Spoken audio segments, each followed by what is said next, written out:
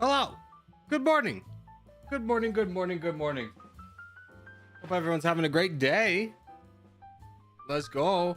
Almost done with that ye old work week. Huge. DJ, hello. Random blocks player, hello. Dat business boy, hello. Muhammad, good to see you as well. Very good to see you. Dude, what happened here? Why is it so big now? Top patron. This game has patrons now? What do you mean patron? It's a patron member. Did I miss this update? Hold on, is there game version? That's what I'm looking for. What am I looking at? Okay, some improvements. Like, what is that? All right, anyways, boats are now faster. Bugs are now able to find the last neutral pixel. I have no idea what that is. Change password bug fix. Patreon membership improved. Patreon subscribers and leaderboards added. Okay.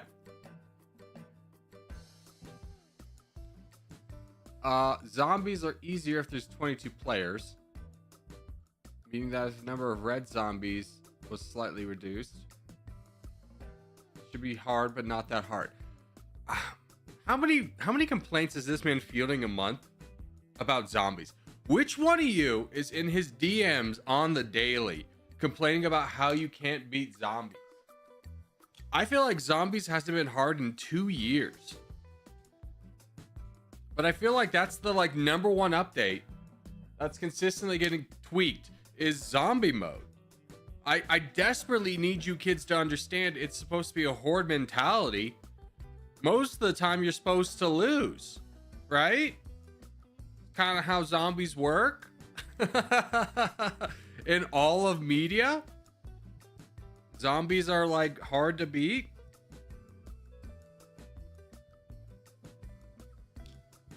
Also, I'm not sure if he's technically allowed to use the word zombies because that is like copywritten, which is why when you watch most zombie movies, they always refer to them as something like they're walkers, the undead.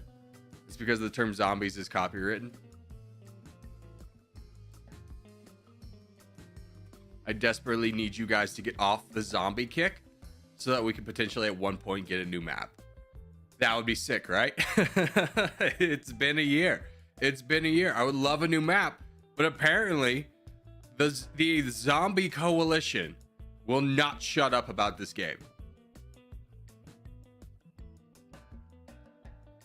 Zombies are meant to be hard, not easy. Apparently not, man. Apparently not. We get a bunch of 9-year-olds who get into the game and go, oh, zombies, and then they can't beat zombies. Here, let's just collectively play a game with zombies together.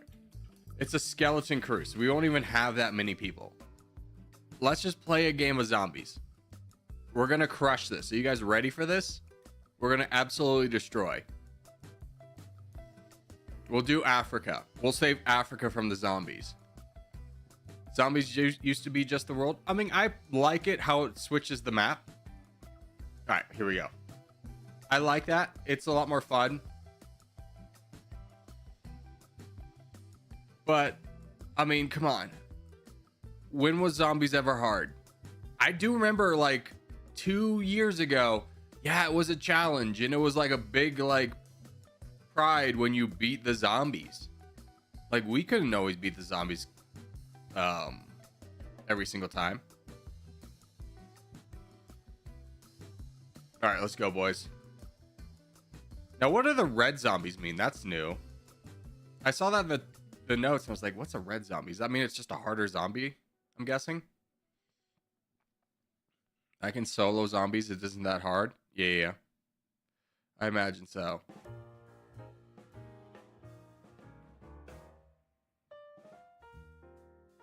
All right, let's grab this. Let's do it, boys. I always play these like the way I used to play them, which is so conservative. And like, yeah, I get really strong. Dude, somebody already died to a zombie overlord. Okay, the red ones are overlords. Ew. Ew. How very exciting.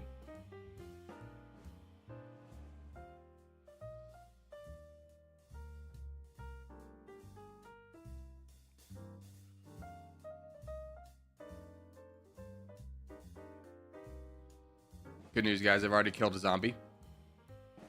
I would have killed 2 if my game, like, delay of attack wasn't so ridiculous.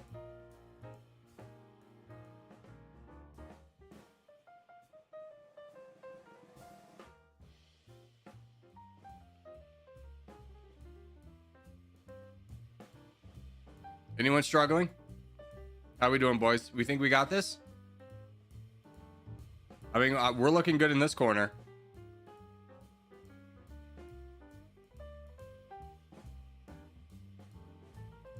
This just kind of seems like the attacks you give out at the end of the game.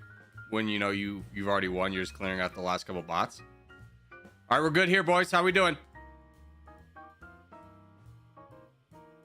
Anyone dead yet? Have we lost anyone?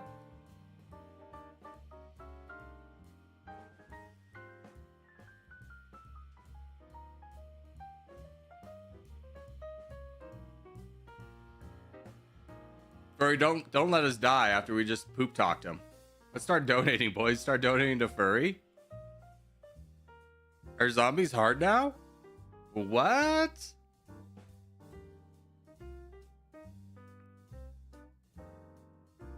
I mean, it's unfortunate this guy's got 50,000 troops. If they unleash Brandon, we should be okay. Furries just kind of have to hold, but he's going to be pushed by 3 of the zombie overlords. Ooh.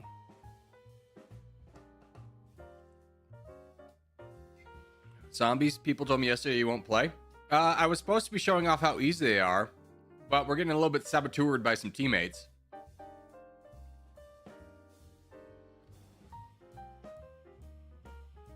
Is Brandon there? Yeah, Brandon's in the back lines.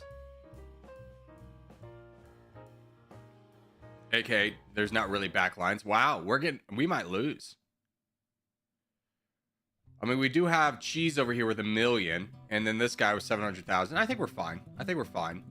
This is going to get pushed. I'm almost at red interest, so I can start donating a little bit more heavily. Homie had no faith. He left.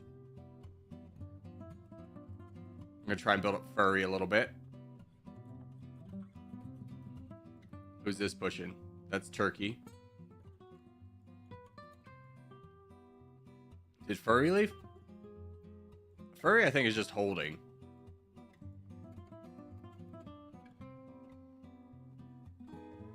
Start off dense? Yeah, the people who did not start off dense did not win, which has been a basic tenet of how to play zombies from the beginning. I do think the Overlord feature... Okay, Furry dropped. That's why he hasn't been doing anything.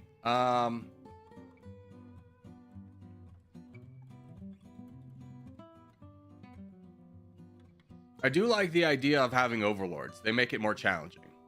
That's fun.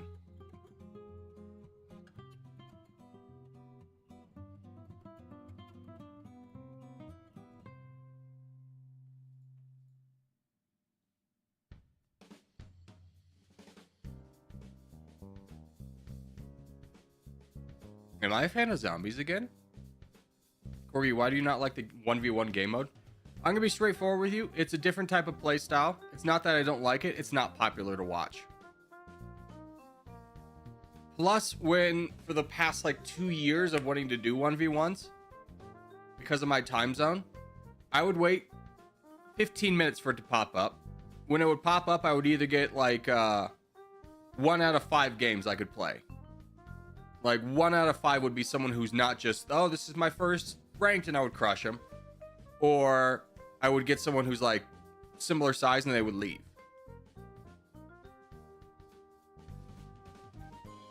Which was silly.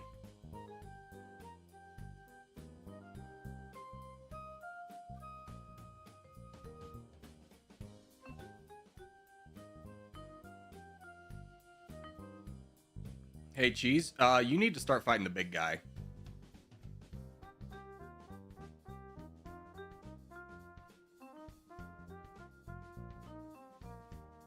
Yeah, we want to leave room for this big boy to come over and help too.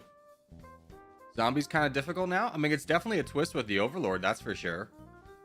It's fun while we had the, it's been a challenge while we had the skeleton crew assembled. The Overlords definitely make things interesting. What are the black bots? They're all zombies. The red and black bots are zombies. The red bots are like the overlords, which is apparently very hard zombies.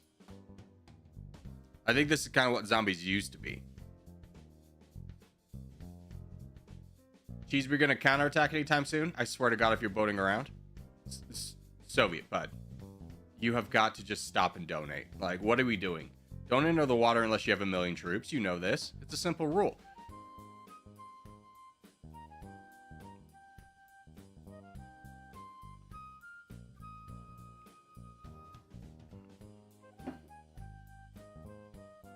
Gabe, can you finish up what's going on over there so you can start donating, my guy? This is 1,000,000 troops you could finish off. I think you, like, just give him an attack right now. It's fine. I know you're trying to save, but this is like the end of the game, and we would love to have one of our guys.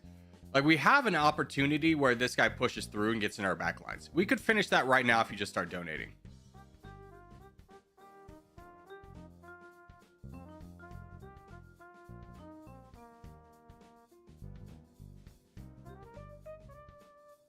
Well, I'm in the fight now, too. I'm gonna be straightforward with you. This was a bit of a challenge. I think the most challenging part was having like half our teammates already give up, right? We have so many teammates who just left. Well done. We win zombies. The true challenge of zombies all along was getting your fellow humans to stay in the game for more than 2 minutes. They immediately get cut off and go, I'm out. This is stupid. I hate this game. All right, let's do team games.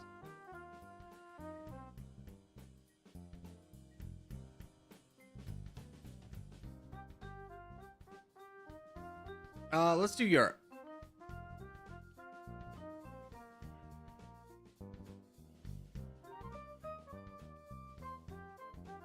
Is it just gonna be a zombie stream? No, dude, of course not.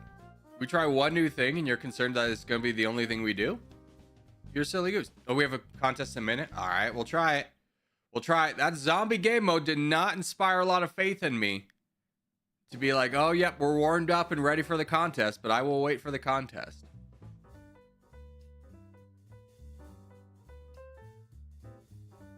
All right, here we go. Let's spawn together in Russia, boys. It's a skeleton crew, so we need to like work together. We can't afford to have people going rogue. Start in Russia, modern day Russia borders, whatever that means to you. Hey man, I'm new to the game and your channel and your content were amazing. Can you help me configure emojis like you? The configuring emojis is no longer in the game. Yeah, so that tutorial's a little bit out of date. They changed the way emojis work. Now you just have a set emoji.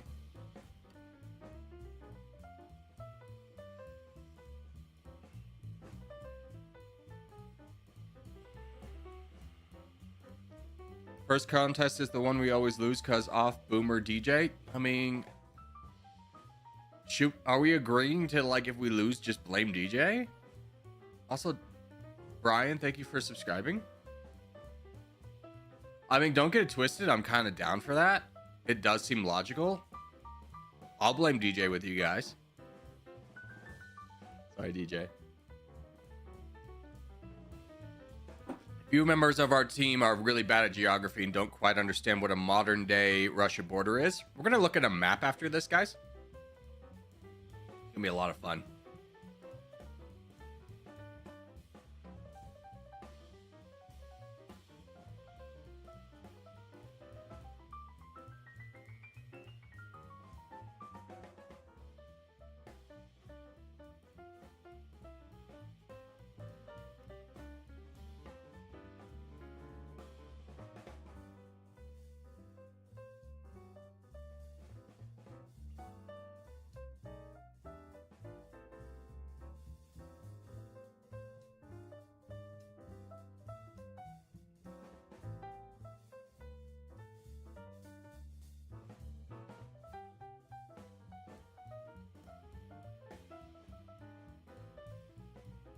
Brandon, save me! Save me, Brandon! There we go. Been waiting for that.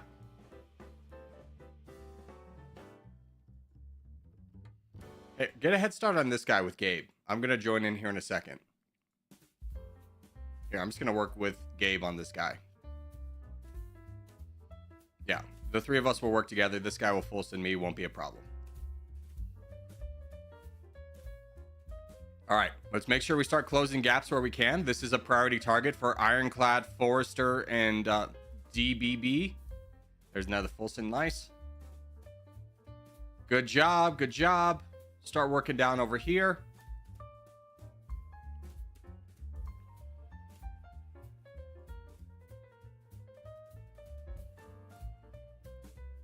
Once we close off this, Furry's going to be a good donation target, as well as Azrael.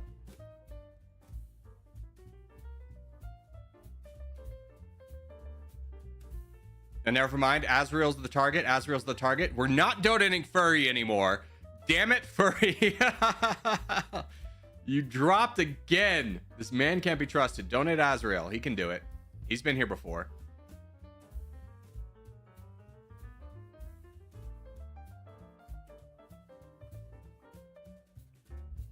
Furry, you've been demoted. Azrael, why are you donating? You charge. You're our champion. We need a champion over here. I understand everyone wants to donate to Aziz, but if we don't have a champion over here, we're gonna die off. Focus over here. Also, Kazaya.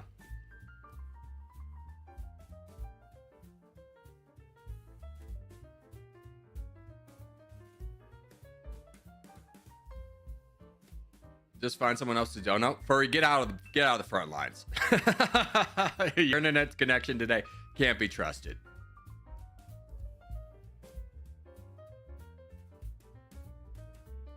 It's Kazuya. Thank you. I've been struggling to find a way to pronounce this man's name. Believe it or not, that's not English. I have no idea. And I've been saying it wrong, waiting for someone to tell me how to say it. Kazuya. Thank you.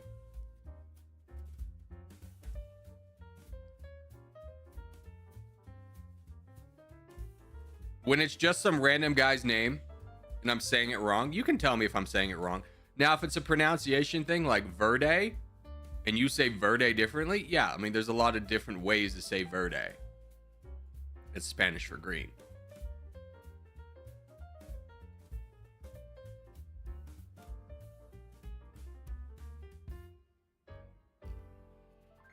For you, what think about the faster boats? I don't like them. I think they remove a layer of strategy to the game. Because, you know, like the old way is you had to send a boat a lot earlier. So you had to be planning for the future, which was very strategic and fun. Now, Azrael, this is your target. You got to close up this gap, bud. Now, because boats move so fast, there's no strategy to it. Anyone can just fling out a boat. They move way too fast.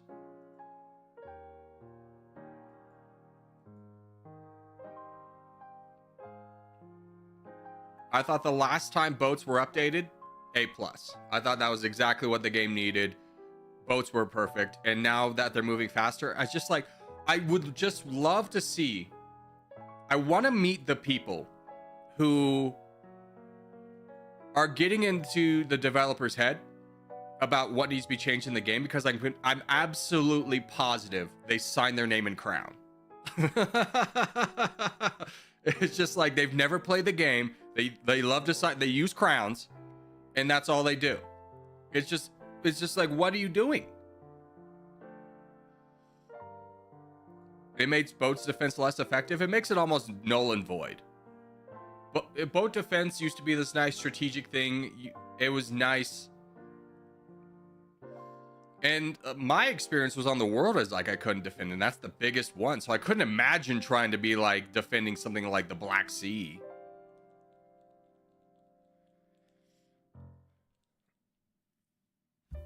Cough, cough, OG apologist. What do you mean by that? I don't understand.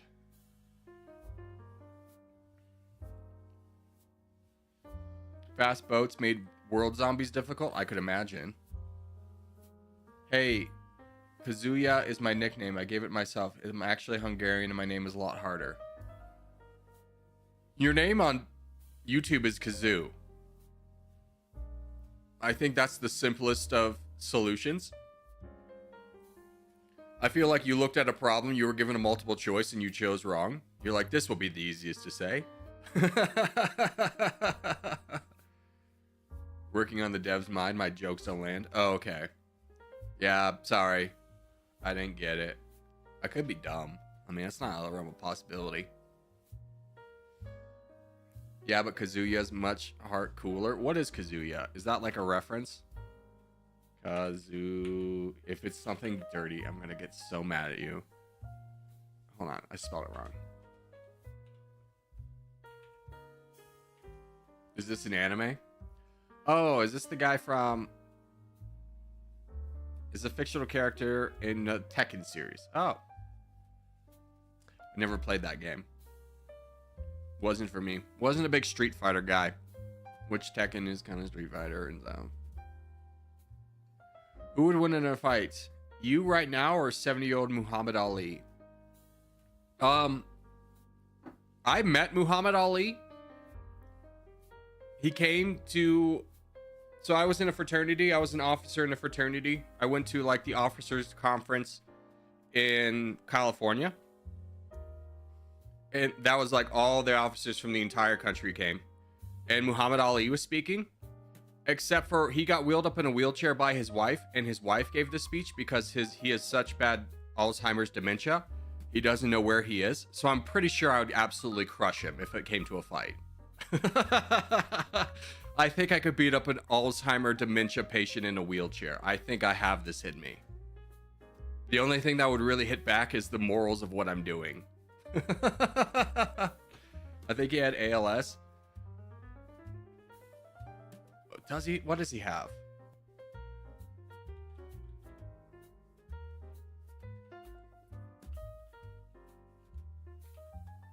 Here.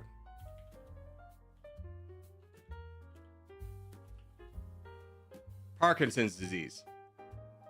Never mind, he has Parkinson's disease. Anyways, I think I could beat a 70-year-old with Parkinson's disease if it really came to blows. Or it's just horrible. He's got a bad case of being dead. Oh, is he dead now? Oh, no.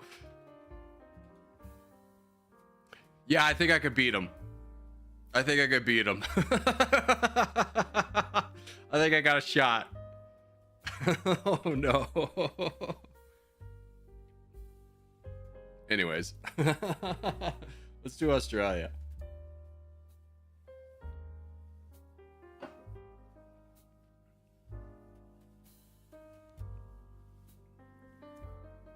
What about Bruce Lee? Bruce Lee's also dead. So I think I could beat him too. I think I could take him. I haven't really been working on my jabs.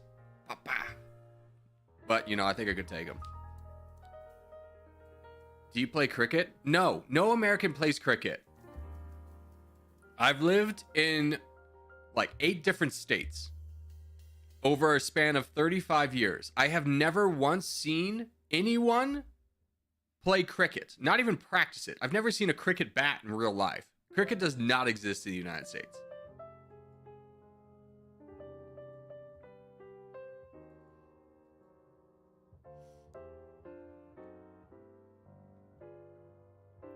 American cricket is full of Indians. I've never even seen the option to watch a game of cricket. It's never even been on TV here.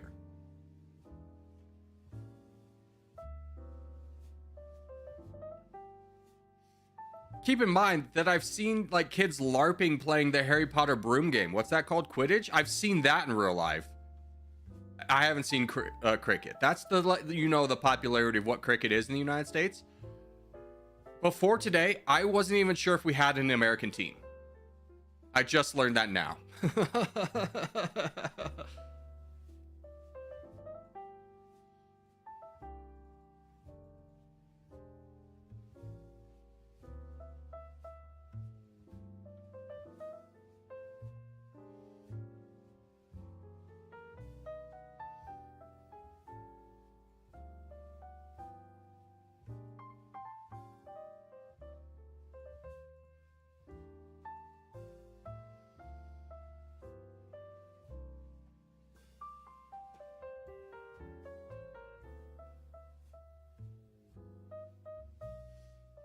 American cricket team is very new and got into the league games.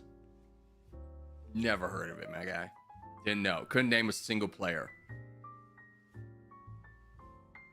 It's not LARPing, it's magic. I mean, is it magic when they're like just running on a broom, like in between their legs, but they're just on the ground?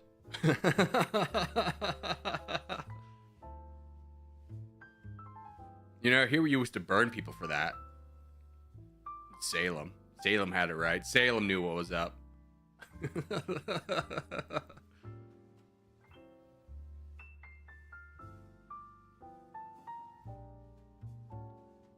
You have to believe.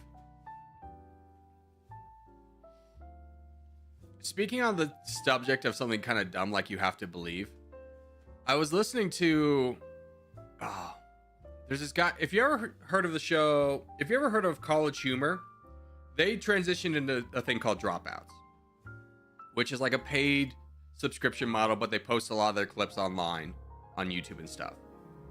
And I watch a lot of their stuff. Like Game Changer's a very funny game. There's a lot of good improvists on the show. It's a lot of fun. It's kind of like Whose Line Is It Anyways, but for millennials. Anyways, there's this one guy, Brandon, who's like plays a lot of D&D, and he's like, I hate when people say the power of love, because it implies that everyone who died prior to that just didn't love. Like their love wasn't worthy. And I was like, ooh, that's a really good point.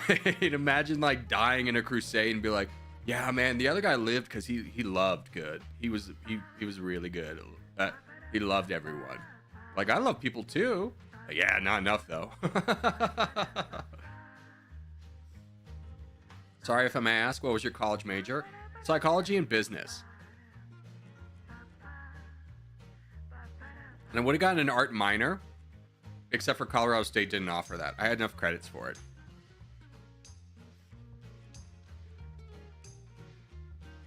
You are worthy of love, you filthy soul. Apparently not. Just kidding. The power of friendship. Oh yeah. The friendship the true power was the friendship we made along the way. You went to CSU? Nasty? Ew, what are you, a Boulder kid?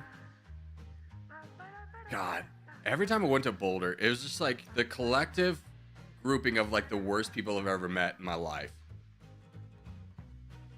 Like when people don't like on fraternities, like we would kind of sit in our like mild fraternity and be like hanging out, and we went to visit with the CU Boulder kids, and they're like making their kids do push-ups on the stairs while drinking vodka, and we were like, we're not comfortable being here if this is gonna happen.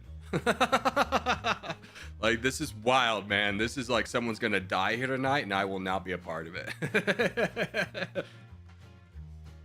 And that's just the tip of the spear with Boulder. Everything was bad with Boulder. Who thought of the name Boulder? I don't know, man. Someone who's just really effing tired got there and be like, what are we gonna do in the city? And be like, I don't know, there's a friggin' boulder over there, just call it that.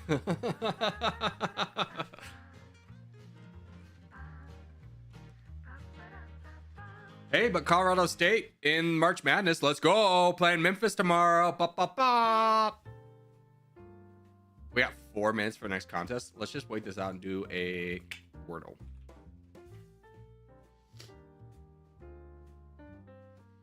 Oh, I'd never. Love me some Greeley. Oh, God. Greeley was the worst. So if you don't know, here, let me show you a map, okay?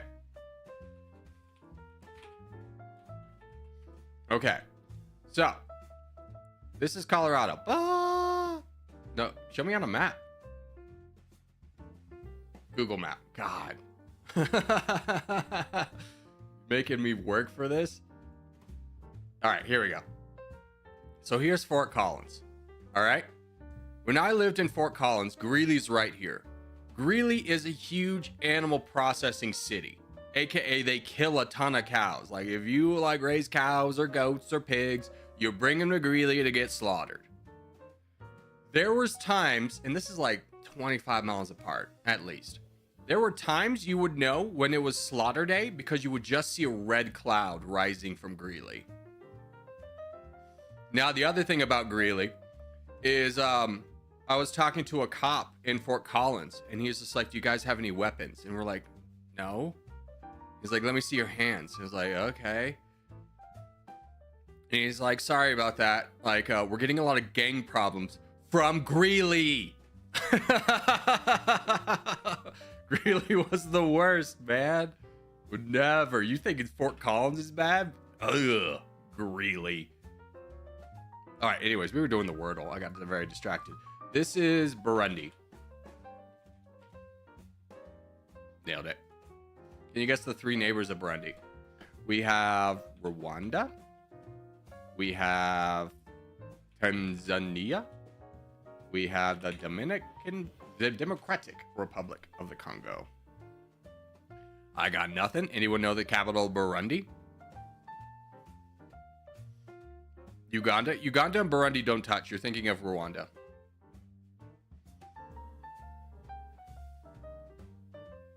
Getega. All right. Rhinocrat. You got it first. Cornbread, you're right there. Can you guess the flag of Burundi? I think it's this one. Yeah. Can you guess the landmark? Ooh, we're kind of running out of time. Not going to be an ocean with a tank, although that'd be sick. That doesn't look it. Could be one of these two. I'm going to say this one first. That's the donkey sanctuary. Oh, frick. That's the drum sanctuary. We'll look up that here after the contest. Man, I don't know anything about Burundi. My only knowledge of Burundi is that its neighbors are around it. I could not tell you one significant person or event that happened in Burundi.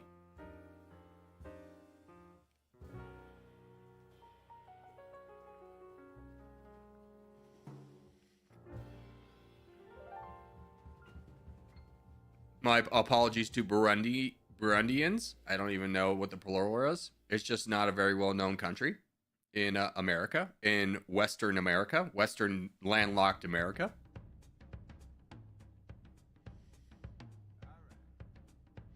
Are you cool with people sniping your team game lobbies and not playing as the Corgi team? Obviously not targeting specific players and playing to win.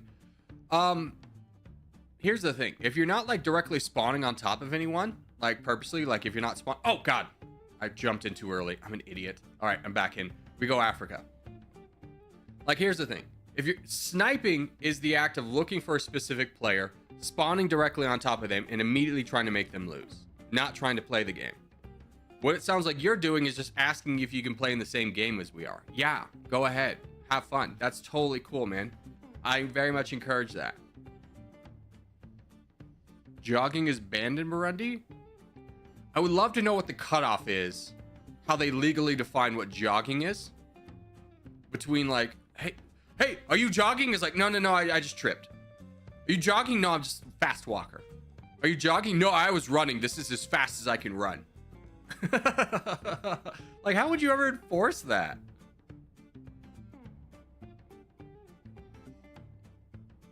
Corgi is leader again? Was I not leader at some point? I did notice my name was highlighted in yellow when I recorded last night instead of purple, and I was like, what's going on here?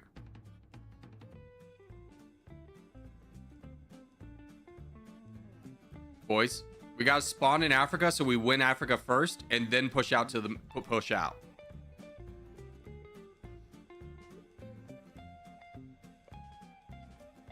I'm gonna make so many. I'm gonna go to Microsoft Paint after this.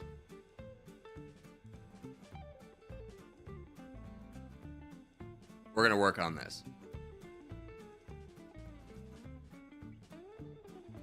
This is awful. Yeah, I gave you back leader with my votes. Who took the leader away from me?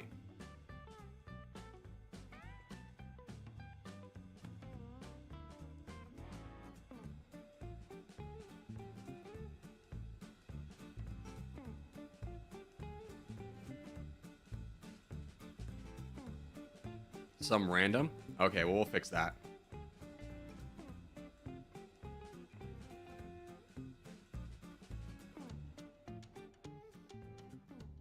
Because I saw it was my name. I should have clicked on the account to realize that someone was taking it. I don't know how they would take it without playing for our clan, though.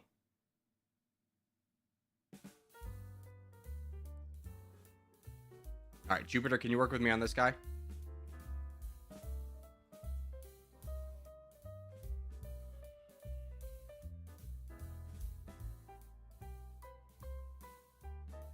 thought you could only vote once a week. Maybe.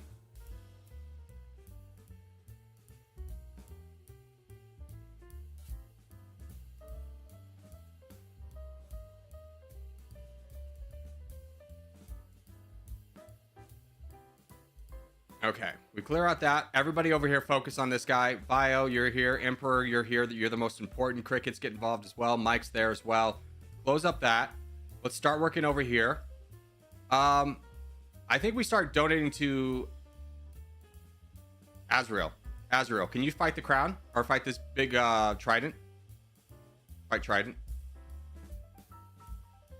Let's get donations to Azrael for the time being.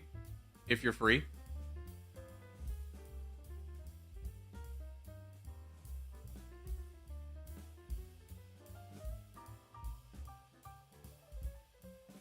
All right, that's gone. Let's start pivoting to Luhansk. He's in Iran.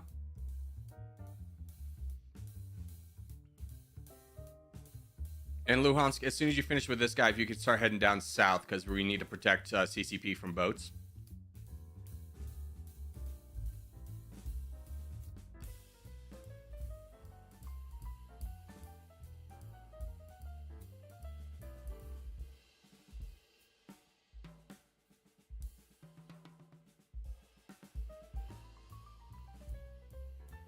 Go get him, big dog.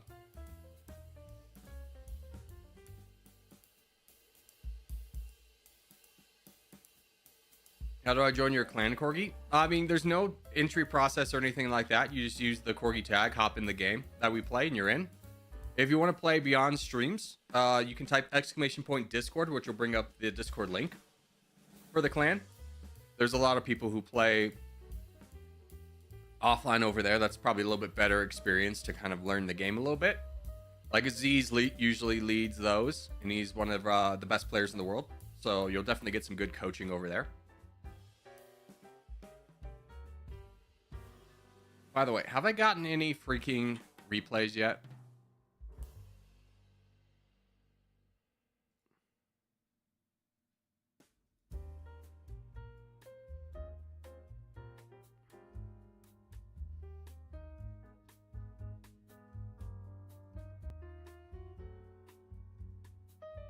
I'm running into an issue where it's saying it's too long.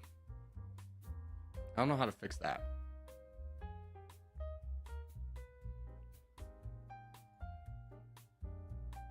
Does anyone know how to get replays to not be so long?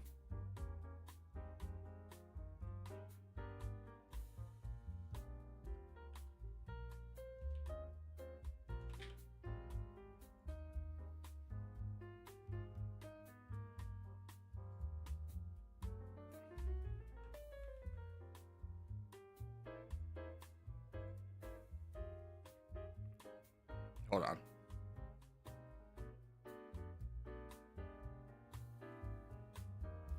Hey, we got a replay. I can make a video. Huge.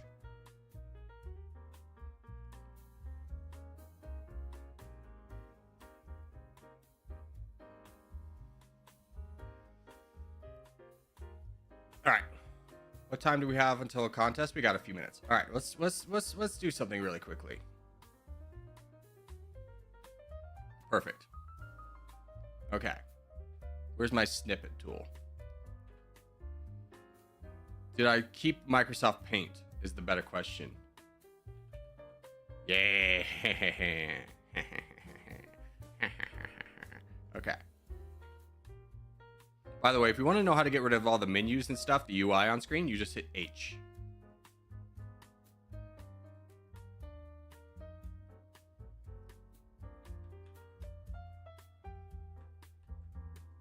Okay. So, if this is Africa in a contest, give me, I want to have a size. Give me a big boy. All right.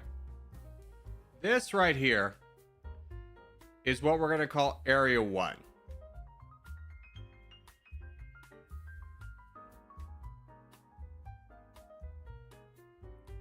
So this is where we start. Everyone on the board starts here. You got to put down your markers here. The idea behind this being is that if we all go in this area by force, there's going to be at least 2 other teams in the game. We're going to force them either into this spot or this spot. Now, once we gather this spot, everyone's going to hold for 3 seconds. You hold for 3 seconds. This is phase 1. Phase 2 is when we start spreading out and claiming more land. And what we want is this area right here. This is phase 2. So everyone spawns here. After 3 seconds, we have a good firm and we chase the teams away. Sometimes that takes more than 3 seconds. We spread out to this area. Everyone kind of sees this area. This is what we want. Now, the reason we don't want here is because we don't want to have to be dealing with boats this way. We want to get big and powerful and push out from here. Now, the biggest thing is, I should have used red for this. We do not want to, we don't want a single player in this area. This is bad. We don't want a single player in this area. This is a no-no. This is what's called a chokehold. A chokehold is the smallest part of the map. When you get a chokehold, you get a bigger player over here and a bigger player over here, and they push into this area. You will always be the weakest player in this battle. That's bad. Got it? Here, then here. Wait. Edit, redo. Forget it. What about Sparta? Is it worth grabbing Sparta? Do you think it's worth grabbing Sparta?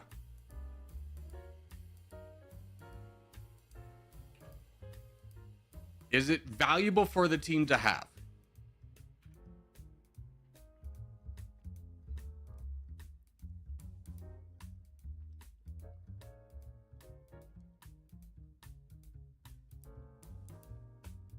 All right, let's go Australia next.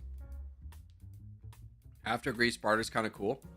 Yeah, but take away all the historical context of each part of the map and just think of it as a blank slate. No history attached. Is that tiny little bit of land in the top left worth grabbing? Is that going to make the difference between us winning and losing? Have you ever seen a champion in this game come from Greece? No, not enough land to grab.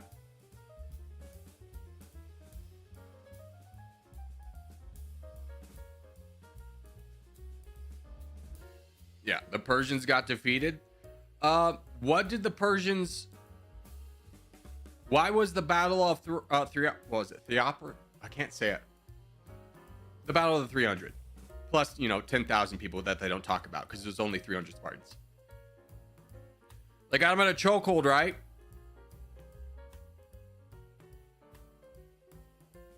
But also a little bit deceiving because, yeah, there were 300 Spartans, but there were also like 10,000 like other Greeks there. So, wasn't exactly 300 people taking on an entire army.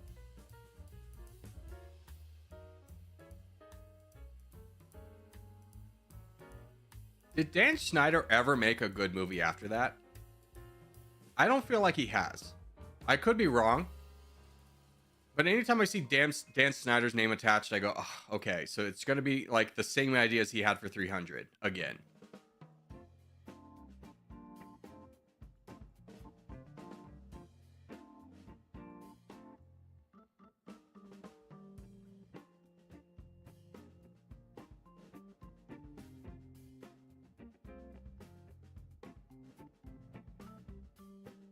You mean Zack Snyder? Yes, I do mean Zack Snyder. You are correct.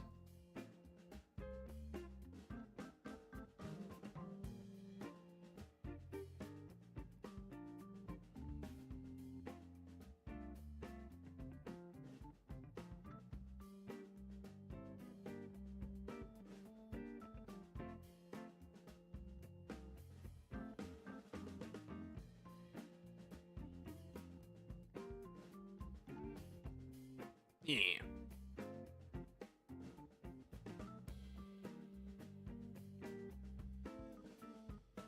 He made all my childhood shows. Watchmen was okay. You're blind and dumb. I'll never insult someone for their movie choices, but Watchmen was the worst movie I've ever seen in my entire life. It's the only movie to this day that I've ever walked out of. And keep in mind, I went and saw Tenet in theaters, and the auto balancing was so bad that I downloaded an app to say, how loud is this? And it was saying that a car driving down the street, a car chase scene, was as loud as a jet engine taking off. I complained to the theater 3 times. I stayed for that movie and walked out of Watchmen. It's like, I don't even care anymore how this ends. This is such a bad movie. I didn't say it was good. I just said it was okay. That's not a good defense. I said if he made anything good, and you led in with Watchmen. You full-chested that. I was enjoying the idea that he had a brother. Maybe he was a producer. I mean, it wouldn't surprise me if he had a brother. There's only 2 cool parts in Watchmen. One was when it's like, I'm not trapped in here with you. You're trapped in here with me. That was baller. And the other part was like, what do you think? I'm some kind of comic supervillain? I launched the missiles 35 minutes ago. And I was like, hell yeah. Only 2 good parts in the entire movie.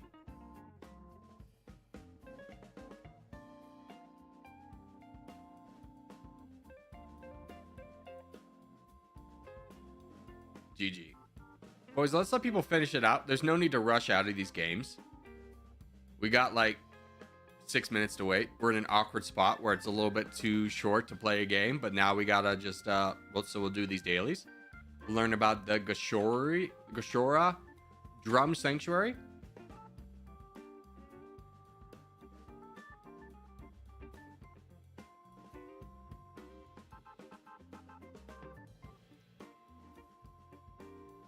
What happened to Wikipedia, dude? This is all I want. Dude, I don't know if you younglings ever knew this or what the status is now, but when I was in high school, you could not source Wikipedia as like a source in your papers. You could not put Wikipedia as a source in your papers. It was viewed as untrustworthy. And now it's like the standard. Okay, anyways, the resident of Gashora is a court of foreground, shelters the sanctuary of the sacred drums, the second of which is the royal court, includes the royal. Okay, so it's just like a village. All right. Can you guess the national emblem of Burundi? Let's rule out what we can. That one's out. That is out. That is out. That was like Sweden or something. That is out. That is out. So we have these 3. And I think that one was out. I'm going to guess this one first. I'm going to guess this one second. I'm going to guess this one third. And now the third one was right. Nailed it. I have no idea. Burundi. Is Burundi a language? Oh, God. I give up immediately. Yeah. May have gotten French if I stuck with it. All right. Flag. This is Vietnam. Dang it. It's red. It's so far away, though. What's a flag? What's a country that has a flag on the other side of the world that's red? Looking through South America. Argentina, no. Chile? Chile's blue on the top right, though, or top left. Paraguay, maybe? No. Oh, okay, so we're way off. Is this Burkina Faso? I'm a genius. I'm a genius. Can you guess the shape of Burkina Faso? It's that boy. Can you pick the national emblem of Burkina Faso? I'm going to go ahead and say this is Madagascar. Throwing it out there. Wild guess. That's South Sudan. Another wild guess. I'm going to say this one with the emblem of the colors and the flag is Burundi. They love horses. I do know that. Can you name a flag of a country that neighbors Burkina Faso? This one. Ghana. What's the population? I got nothing, kid. They use this, and I know they use the franc. Ha! Both are correct. I'm a genius. Burkina Faso makes sense. The red is lighter than on most flags. Ah, brother, you really know flags if you're talking about shading. Corgi, do you play an instrument? No, my family's very musically untalented. Which is funny because apparently my grandfather was a great pianist. But he's the only person, cousins included, that plays an instrument. I think my older brother played the clarinet poorly for a little bit.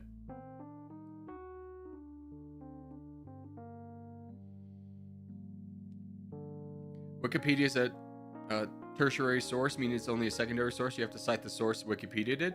Yeah, but like, let's get real. That's so easy, right? You just go here. You don't even need to click on this. You just click on this. It's like, this is my source. I got the information from Wikipedia, but I'm going to put this as my source. Easy peasy, lemon squeezy.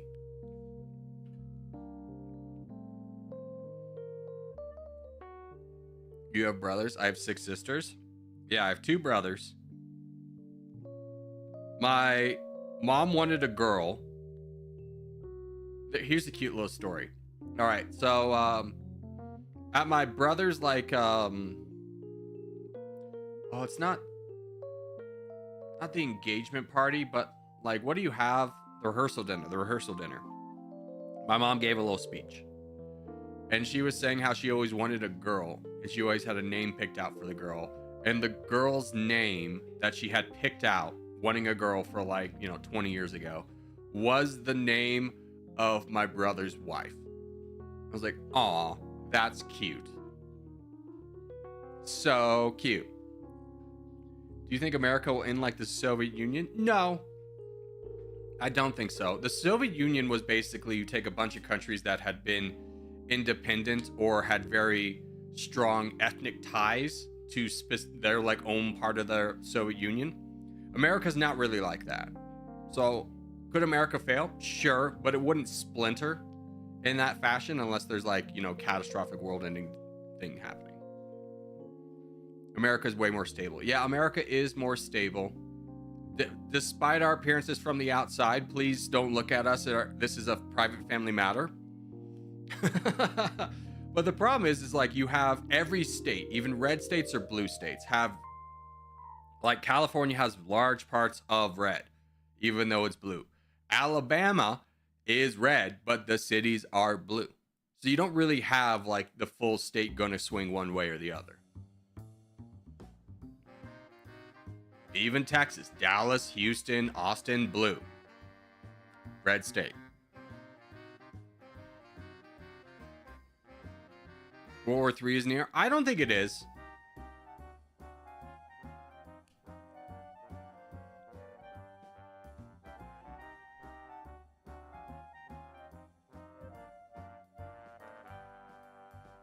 America's the melting pot of cultures. Can I tell you something?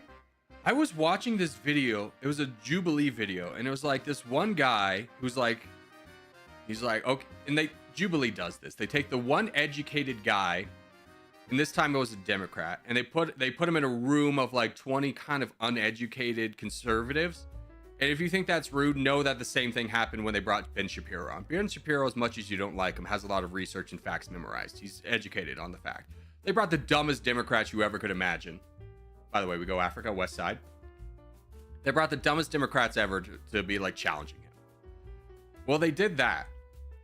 And anyways, while they're doing the Democrat guy, they have this woman come on, and like the point they were arguing or debating was like, unless you're a white nationalist, a Christian nationalist, the Trump presidency is going to be bad for you, which is an inflammatory statement. I get that. I don't fully agree with that, but that was the statement that happened. Well, what surprised everyone was that a woman got up and was just like, white nationalism is good. And I go, oh, okay. Wasn't expecting that. And she's like, why? They should conform to us. This should be us. And it was just so mind-boggling, because there's like, surely she's heard of the melting pot. Like, that's pretty common, right? Like, America's the melting pot of cultures. Everyone learns that in schools. So I did some research, and apparently that's not really taught anymore. And I was like, wow. It was Sam Setter. Yeah, I've never heard of the guy before.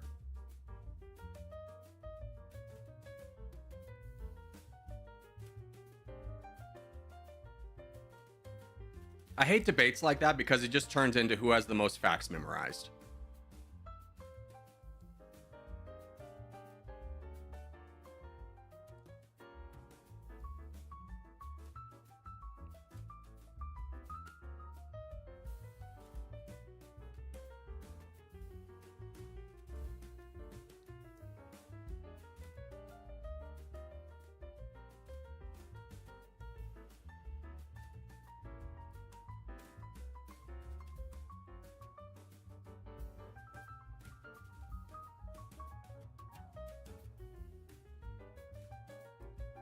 Yeah, Jubilee does that. They want more views. Yeah, they'll never bring on people of equal footing to talk about stuff.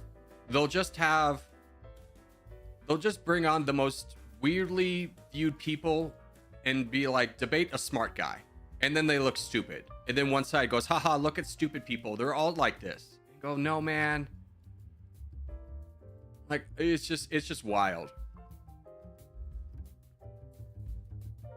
There's also a really dumb trend of like people like celebrating when like Trump voters lose their jobs because Trump is implement the plans Trump has, and they go, ha, look at this idiot. And you just kind of sit there and be like, guys, like, I get it. He lost his job, and let's say you want him as a voter in the next go around, maybe like insulting him is like a weird position to take. Like, when did we get to like everyone hates each other mentality? This is just such a wild transition, and it hasn't even been this long. I would say in the last 10 years. Like, when I was in college, most people that I lived with were very like Republican, and I've been more kind of an independent. I was like one of 3 guys that was like, yeah, I'm not a diehard Republican, and it never was an issue. It never was an issue. It's just kind of sad. Anyways, let's donate to No Name. I don't want to get back into politics. I'm gonna be straightforward with you. I don't like talking about it, especially on stream. I felt disappointed in myself when I let myself get too involved with it yesterday, so we'll cut it off there and we'll switch to the topic.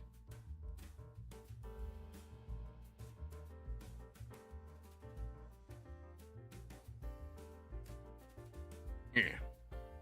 I just want to make it clear, just because I'm not a MAGA guy doesn't mean I hate Republicans. My 2 best friends are both Republicans. It's fine. Everyone has a place in the world. We can all coexist together.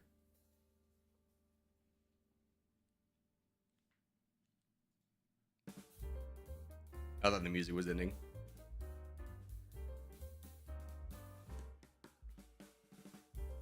By the way, Corgi, do you have corgis? I have 2. That's why YouTube recommended the channel. No, I don't. I think they're kind of not the best dogs. They're real yappers. I'm not a big fan of yappy dogs. I think they're adorable. I love watching a corgi walk. It's like being put in front of, it's like being hypnotized, dude. But I don't own a corgi.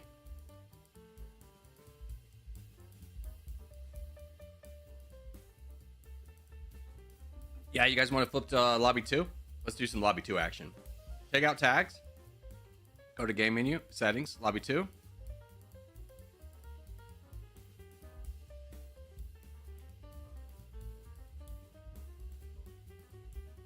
What was the best decade you seen America had? The 1990s, man. I mean, here's the thing. Everyone got rich in the 90s. Wealth was really good, but like we were doing a bunch of stuff that was gonna come back to bite us in the butt, like exporting a lot of our production. Let's do a battle royale first, and then we'll do teams. So battle royale first.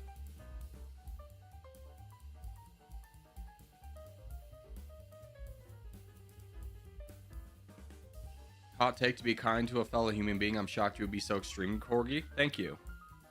Thank you. Wild times, I know. Alright, we'll give everyone a couple seconds to join this. Still a lot of people popping in. Can we do a non-geographical map? No. What's your favorite map? Christian, I would say probably like, I don't know, Cliffs kind of got ruined with burrowing. I thought it had a lot more strategic fun in it beforehand. Would you ever consider playing custom maps using FX Client? No. I don't want to have to troubleshoot how to get to use FX with everyone. I don't want to be the IT guy for like 100 people. It's not me. We're going to do Asia, by the way. Asia is going to be the next one up. We're going to do that one.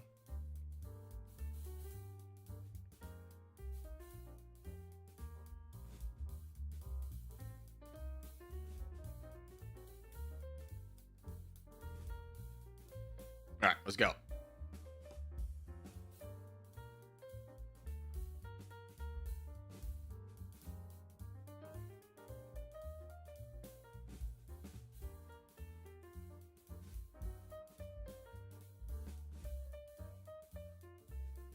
You really like Asia? No, the game just likes Asia today. It's a good map.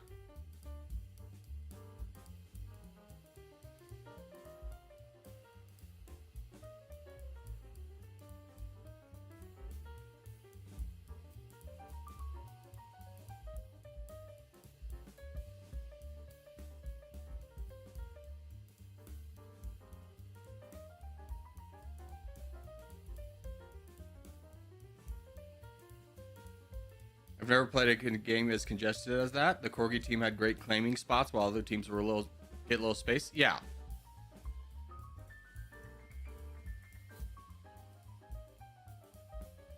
I mean, in theory, the teams are equal, but the other teams don't have someone communicating to them like, hey, this is how you pick a spot. But the hope is still that even like new players, if they play against us, they'll watch and be like, how did they win so quickly? They spawn together. That might be a good strategy. We should use that. I should go with that. And it's like our strategy is very open, right? Everyone knows where we spawn. You watch one video, you're gonna know where we spawn. You can challenge that. Now, granted, I very much understand unorganized collective masses are at a disadvantage. I'm not discounting that. Oh, did you hear that voice crack?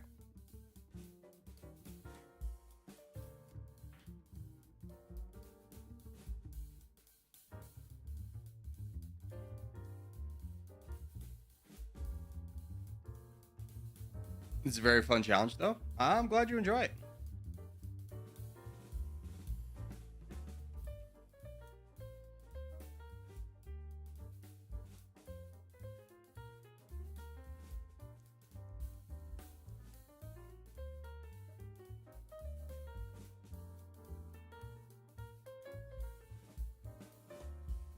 Yeah, this is not the move for you, bud. This is not the move you were hoping for.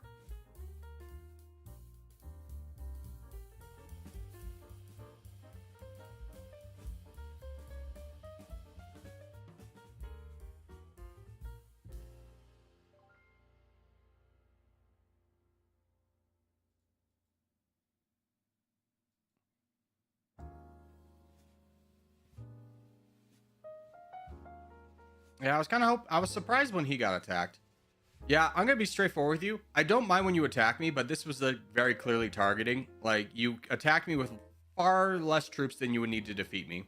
No allies joined you, which means you didn't try to do any kind of like alliance or anything like that. It's just a dumb way to play.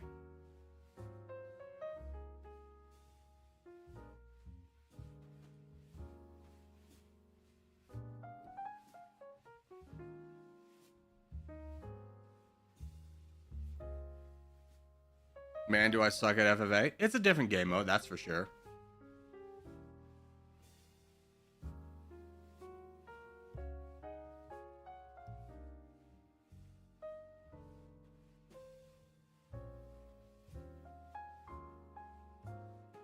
Sorry, bud.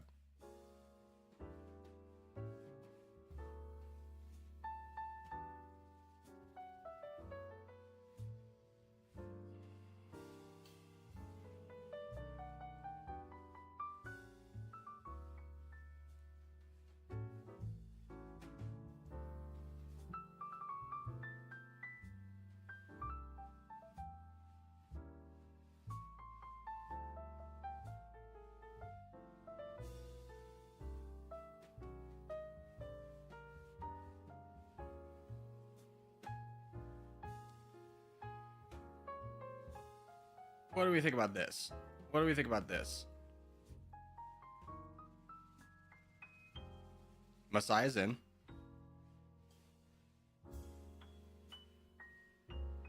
I'm worried about cornbread in Middle Franken.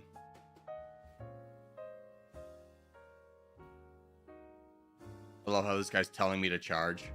Like, he's actually laid in an attack yet.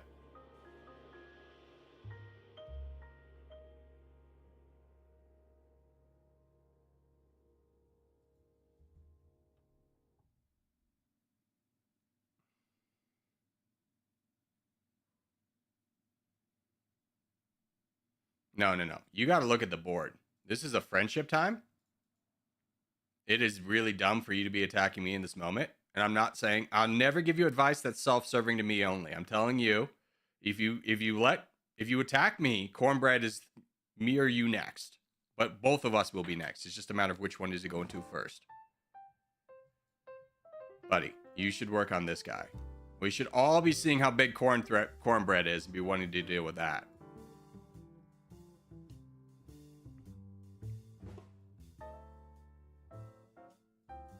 Frick, Luhansk. Counting on you.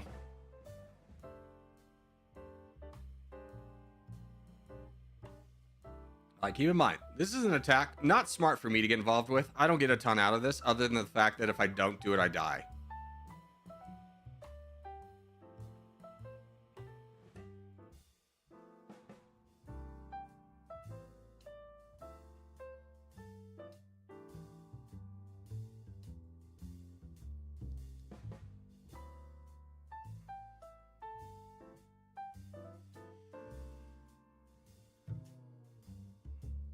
I really thought I was going to be able to work with Louis there for a little bit.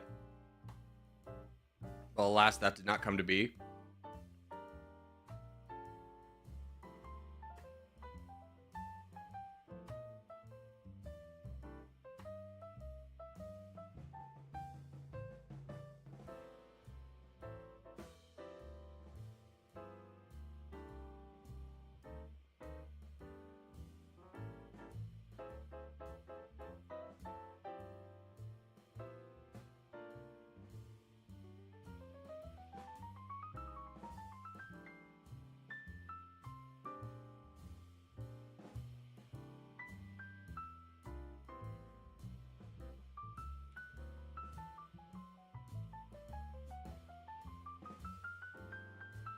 Yeah, see, this is a dumb thing. He's been threatening to boom me the entire game. Never attacked him. He's like, I'm going to make you lose. And be like, all right. I want you to play to win. I don't want you to play to take me out. Because I want you to get better as a player, right? Everyone kind of understands that. That's a little bit more fun, right?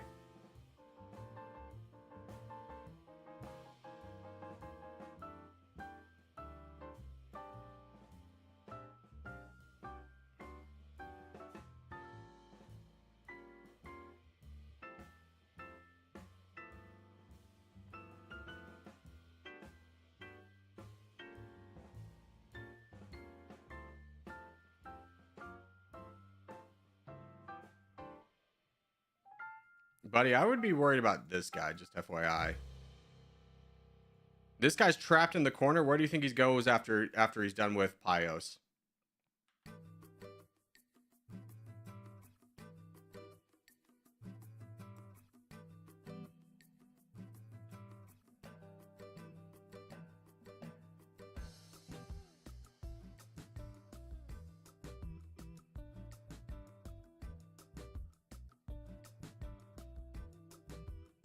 Yeah, boats move fast, middle Frank. I don't gotta worry about you knocking me off.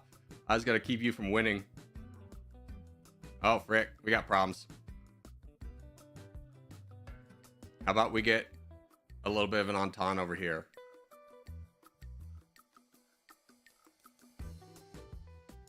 I think we have enough. If we all fight together.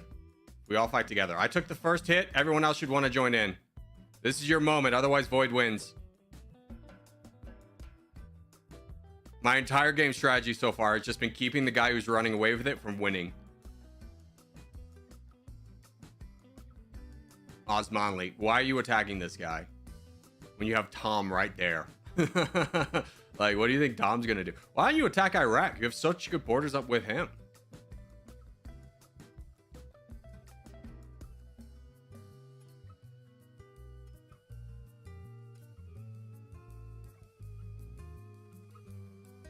He doesn't like, this is a much better attack because Iraq doesn't change the borders of anyone you have on, and it's not in a small spot where this guy can boat into you and the full sin's going to be so delayed. Iraq can't do that. He's the good choice.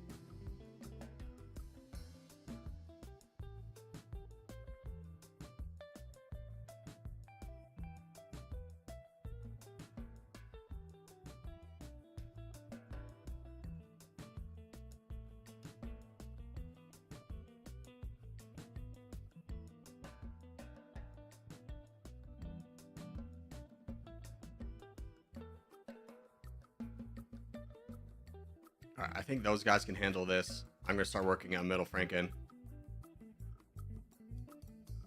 with Forrester. Buddy, I need to teach you a lesson. You ready for this?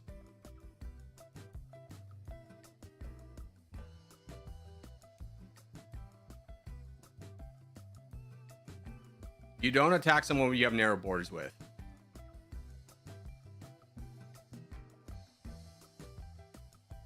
It's a bad move.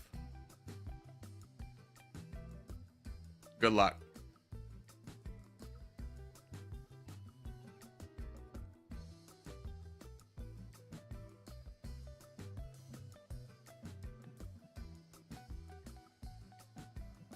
The crown's looking scary.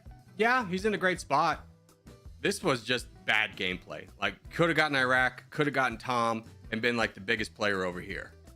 You never want to go east to west or west to east along the top, unless you also have the entire rest of the board. You don't want to draw a line. Then you just expose yourself to more and more borders. It's not going to work out. I guarantee you this guy doesn't win.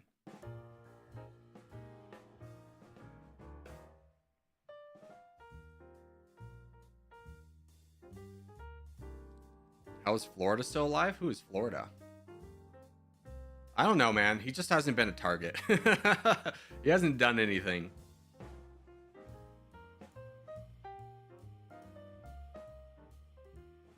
Completely misses a full send over here. Good move, Zeph Z. Got lucky there.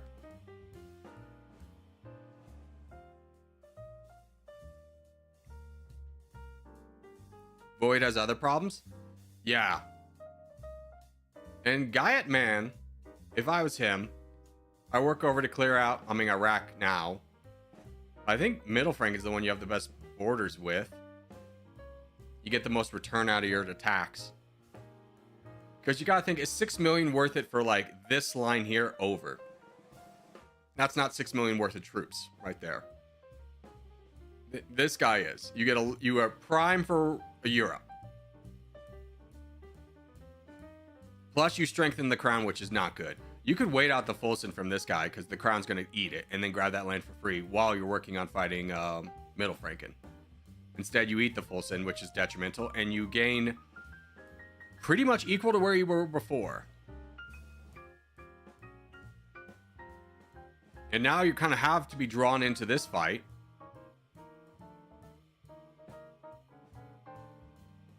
Unless Pop-Tart gets involved, but Pop-Tart doesn't seem to have a lot of reason to fight.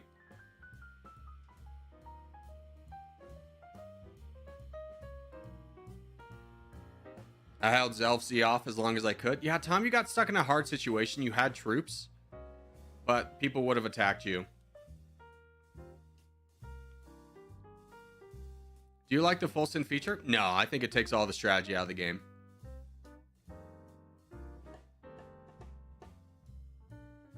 I understand why people like it.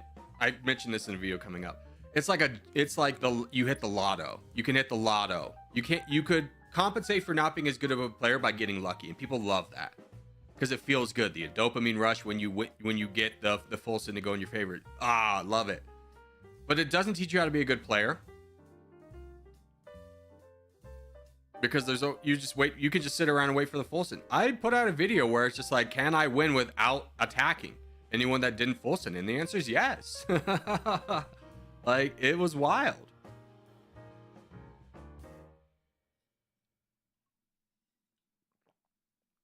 If you don't like to full send, why do you full send Osmanli? Because he wasn't playing well and I needed to teach him the repercussions of what happens in a full send game.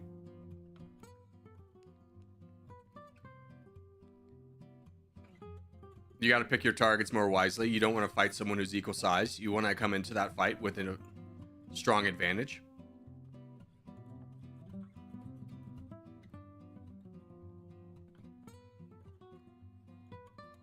Corgi, you know the Dire clan?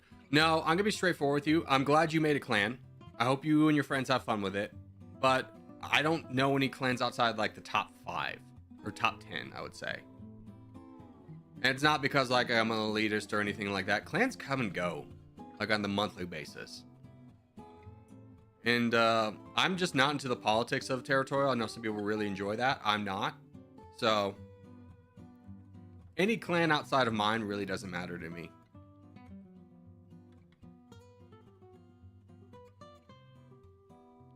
I like it. It makes players less trigger happy. No, here's what it does is it makes everyone so much like games with full sends make people so passive because they know they don't have to do anything to like get a victory.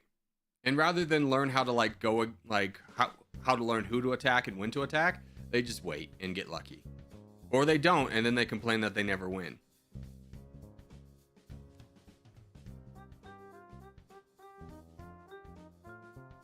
Okay, Corgi was raging. Oh, not at all, guy. You're accusing me of raging, but my voice has been here the entire time. I'm sorry that you don't know how to play the game because it's clearly you.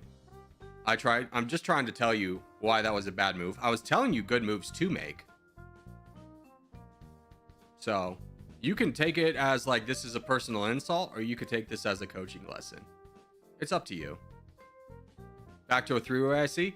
Yeah, I mean, we're three-way with extra players. I don't know why Void and Florida are just the best of friends right now. Pop-Tart and Void could easily work together on something. I like this move from Void. Like, if you don't do anything, you lose. Same with Pop-Tart. Like, you can risk attacking somebody. Like, oh, he's going to give you an attack? Okay. Why not play for the win? Predict who's going to win? I'm going to say Gatman. I'm going to put a wild card there.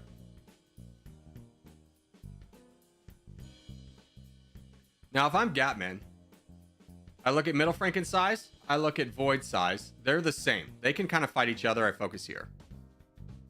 I ignore these attacks. I fight here.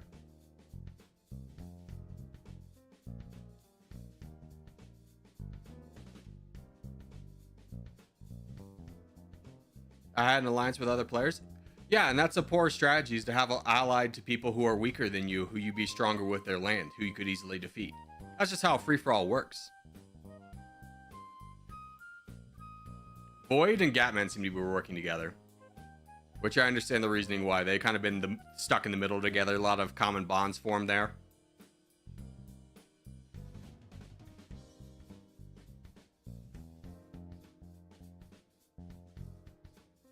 Void could pull a comeback.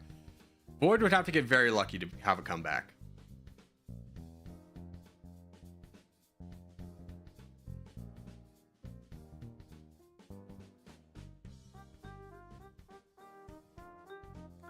If I attacked them, they probably full send me. You had 6 million troops going against the guy who had 1 million troops. You get a couple attacks in there, he goes down to less than 1 million before he full sends you. That's a risk, for sure. But like, it's a calculated one, right? There's merit in doing it.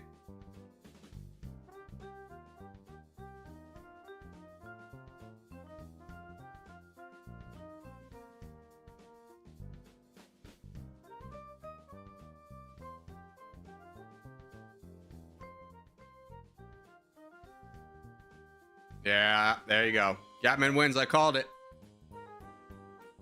The Void friendship was not expected. Well, but it's the circumstances you lead up to it make a lot of sense.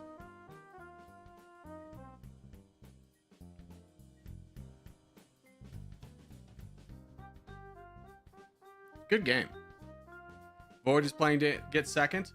I mean, there's a path where he still got land. There's still a path to victory for him. So I wouldn't say it's fully self-serving.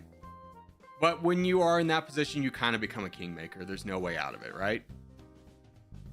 All right, GG's Gatman. Well done. All right, what is the time for a contest? We got 12 minutes. Let's just do a lobby 2 team battle. See, the real winner is Florida. You never gotten any wars. I would say he's the real loser. Is that he stayed in the game, but he never could influence it.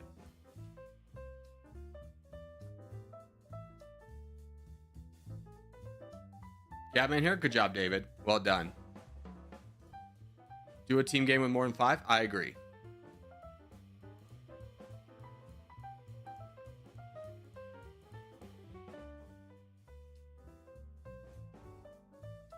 Or going from middle at the end was a bit of a throw.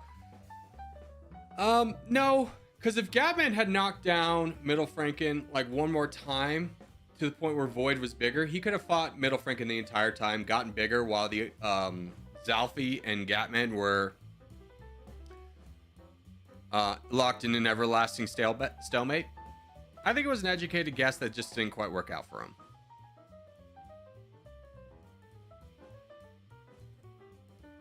All right, we're gonna do Africa. It's a 16.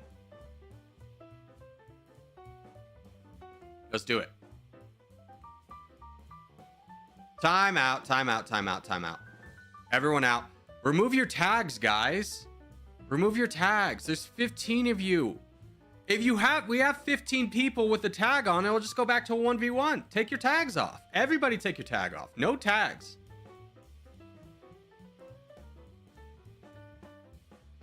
Molly King, take your tag off, please.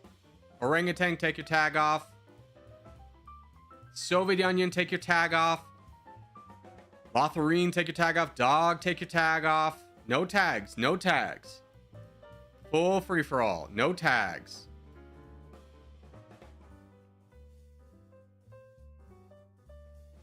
God, another Asia. We're not going to do Asia a fourth time.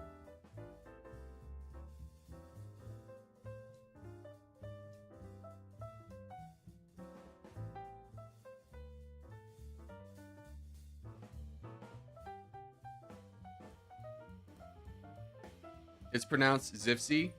Okay. Do you have any winning moves there? Your winning move would have been to get the crown and Middle Franken to fight. And then you just fight Void. That would have been your winning move. Is to attack less than Middle Franken. Get the aggro there. You quickly take out Void. And then you become stronger. And then you attack Gatman with Middle Franken. All right, next map's going to be Africa. Let's do Africa. Let's go. Yeah, but you played well, Zafsi. You played really well.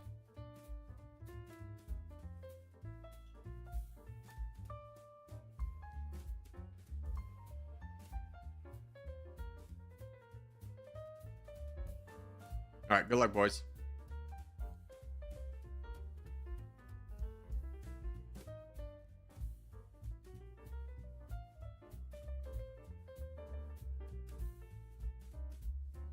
Boys, if you're in the middle, you don't want to be claiming that. That's not going to be good for you.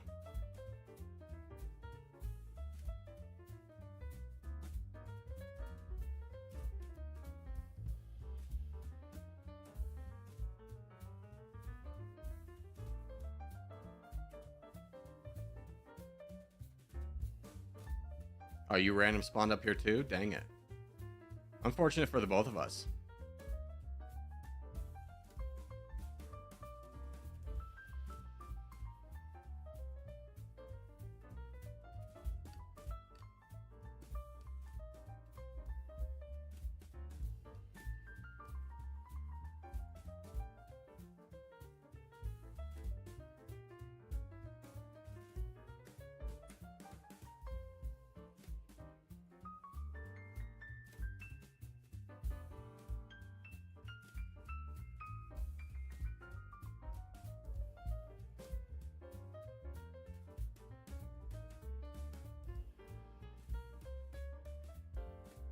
Yeah, unfortunate move. This was a good spot. Oh god, we gotta talk about team spawns after this. I'm gonna get that ready. This is just bad. I need to figure out how to draw on screen too.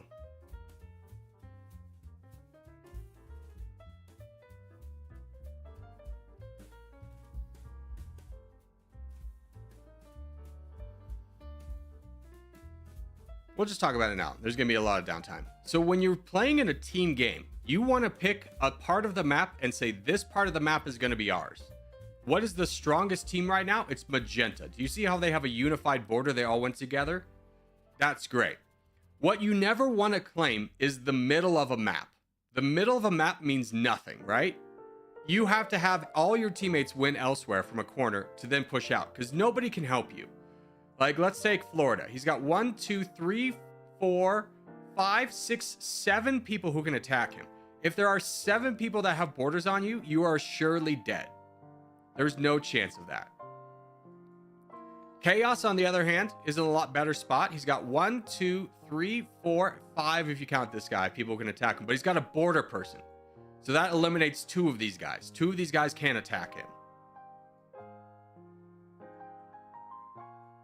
Now let's look at the magenta team. You have 760, who is the most exposed person on the team, and Florida Rips. Both have 2 people that can attack them. One of them borders another magenta player, so this guy's not going to get big attacks. Second guy over here, he's got both neighbors border his 2 enemies. He's fine. They're in a much stronger position because they can work together.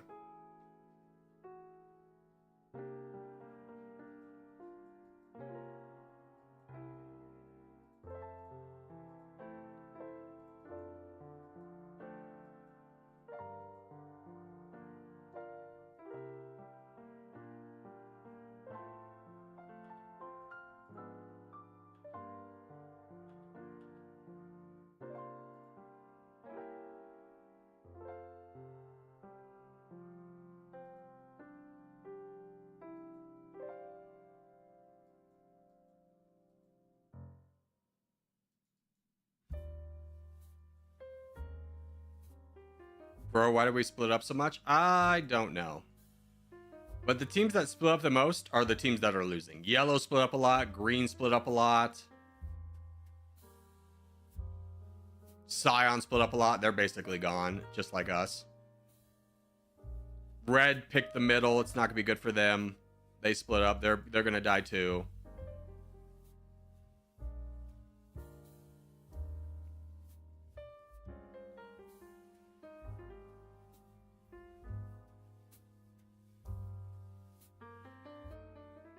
I was Cyan, but thought I was magenta. That's rough.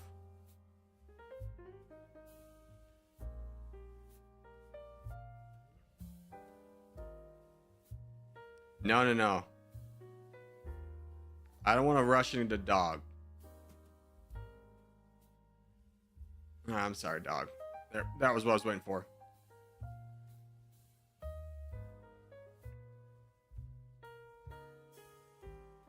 Yellow homie's making a play. That's wild that the blue team's not pushing here. They're not pushing anywhere. They should really push somewhere.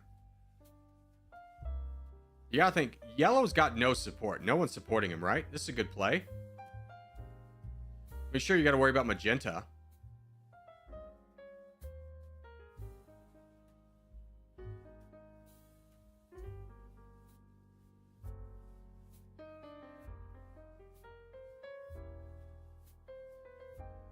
But Holland's below his red interest. Vettel, are you trying to fight? Yeah, Vettel's involved. So what's player doing? Is he fighting over here too?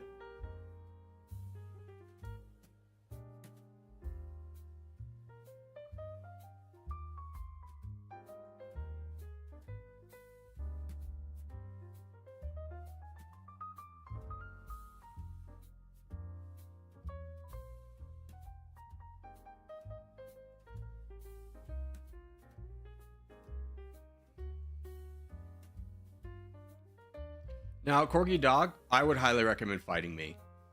That's your best call. I'm not going to make it easy for you, but that is, like, this is all land you can get, and you can get alone. Oh, but you missed a full send. You missed a full send. Grab this guy. Look. His land's gone. Zoom out, dog. Dude, black team's pulled back this area of the map. Good for them. Good for them. Blue's looking like the big threat right now. You'll have to see this. I think this is their crown. Their strongest player got out from behind, is now pushing in the front. That's good for them.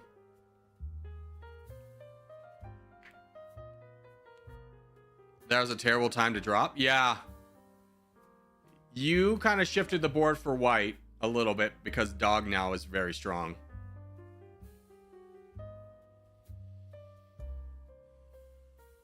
The problem with teams is that you can't really push either, because if you attack one person, the whole team attacks you. Yeah, that's the importance of spawning together. is the team that has numbers in the fight typically is the team that wins, right?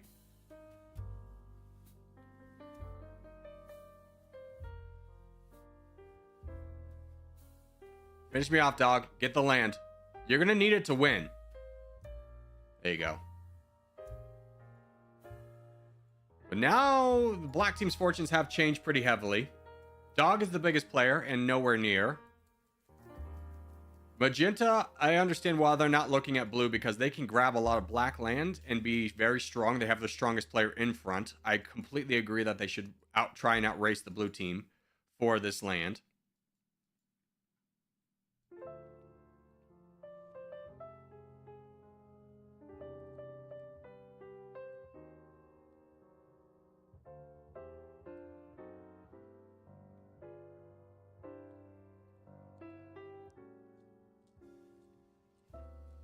Sorry, Luhansk, I know your Jedi tricks.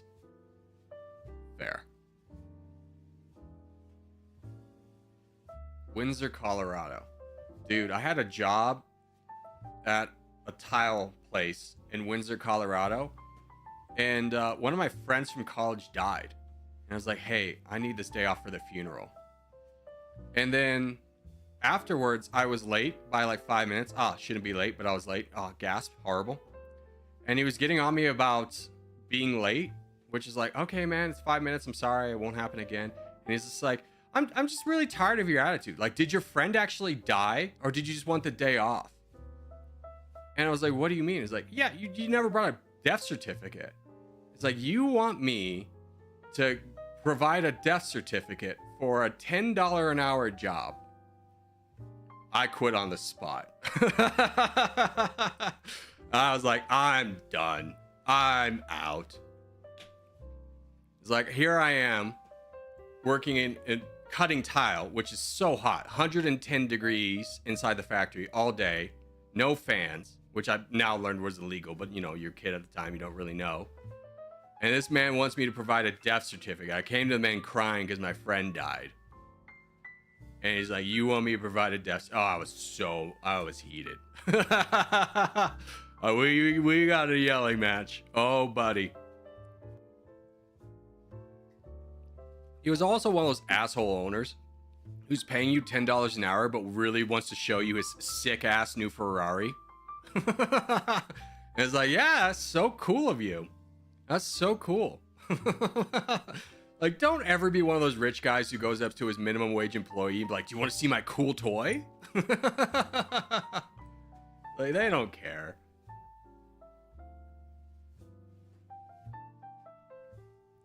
Blue played well. Blue played well. Blue played very well. They got the South.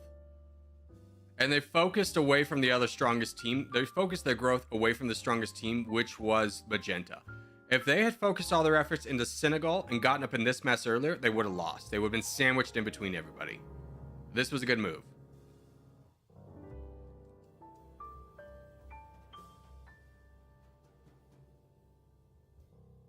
The only ones that really care about the cool toys are the ones sucking up to the rich boss. No, everyone will do that. Because ultimately, you as an employee, your life is easier if your boss, like, doesn't hate you, right? So you'll placate him. But it's know that from an employee's perspective, it's the same thing. It's the same energy as a toddler showing you his dinosaur.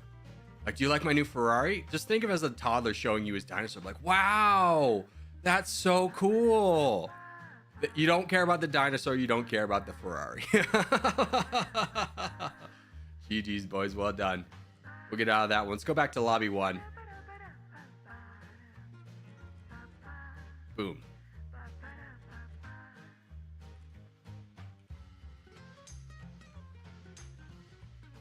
Now, if you're like employee, is just like, dude, I love Ferraris. Oh my gosh, they're the most amazing thing ever. And you can make that guy's day by showing him your Ferrari. Yeah. Yeah. That's different. Take him around in a test drive. That's cool, right? You have the resources to make this guy's day a little bit better. Why not do that?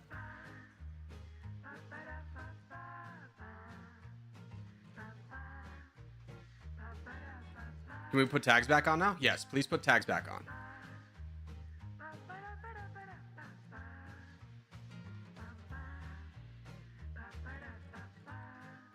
Worldle here, unsung hero. Shut up. Wasn't Vettel? Didn't Vettel drive for Ferrari? No, he 100% did. He 100% did.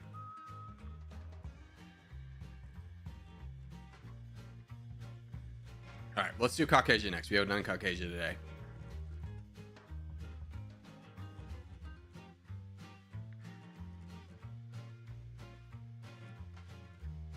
We had a black player in an important spot, not attacking, not donating.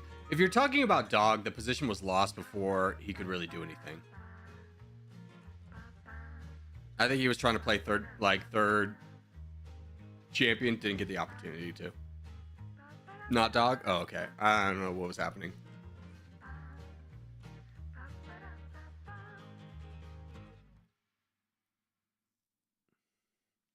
Yes, and Red Bull. Also, Aston Martin, I'm pretty sure he drove for. Is he out now or is he still driving? I think he's out now. I think he retired. Daniel Ricciardo retired. Dude. That sucks. Also, my favorite driver, Carlos Sainz, got absolutely effed at Ferrari. What a hard deal for him, man.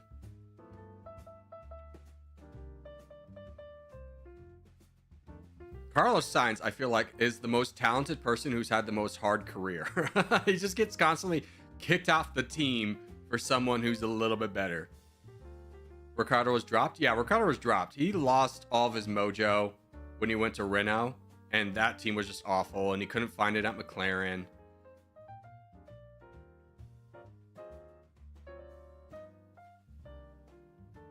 Like, he had all the chances in the world, but, like, at the end of the day, I think he made the right decision. Just hang it up.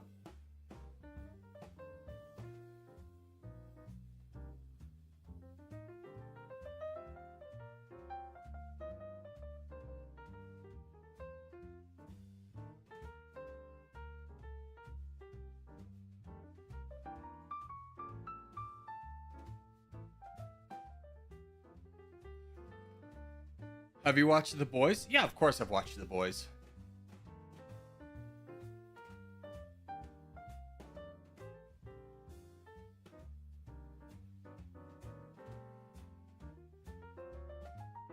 Why'd you delete that, Abba? Oh, it's because he repeated it. Do you like it? Yeah, I liked it. I think the last season we're getting kind of diminishing returns. We're diving too much into real life politics, which was like fine when it was. I mean, here's the thing I really hate when people have a message they want to put into like a show or a movie, is when they spell it out so heavily. It's like, it's fine when it's underhanded and kind of whatever, and it draws some similarities, but when it's just full blatant, like, oh, these guys are bad, and be like, okay, man, like, Jesus. It's like, what do you think I write? What do you think I draw in crowns, bro? Like, I got it. It's just poor storytelling at that point. They gotta lay the message on so heavily so, like, everyone in the audience gets it. Like, I was reading this thing about Netflix, where Netflix wants their shows to plots to be obvious enough for someone who's like watching it on the third screen. Like, let's say I'm watching Netflix on my screen but playing Territorial, that I could follow along.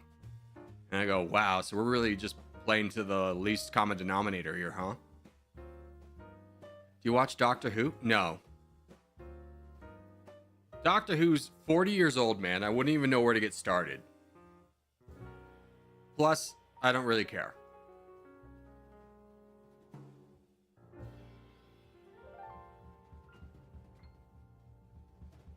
Doctor what now? Doctor Who's a show from the UK. They love it. It doesn't transition well over here.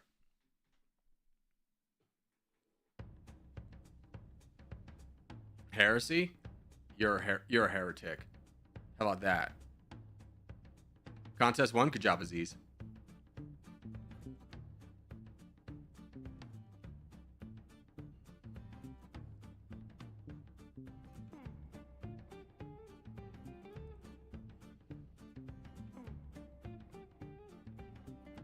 You can start at the Revival series from 2005 if you want to watch. Nah, it ain't that deep. I'm not looking. I've never been impressed by the looks of the show. I'm good. GG. I'm gonna be honest. saying, oh, only start 20 years ago? Man, no. No, man, I'm not watching 20 years of a show.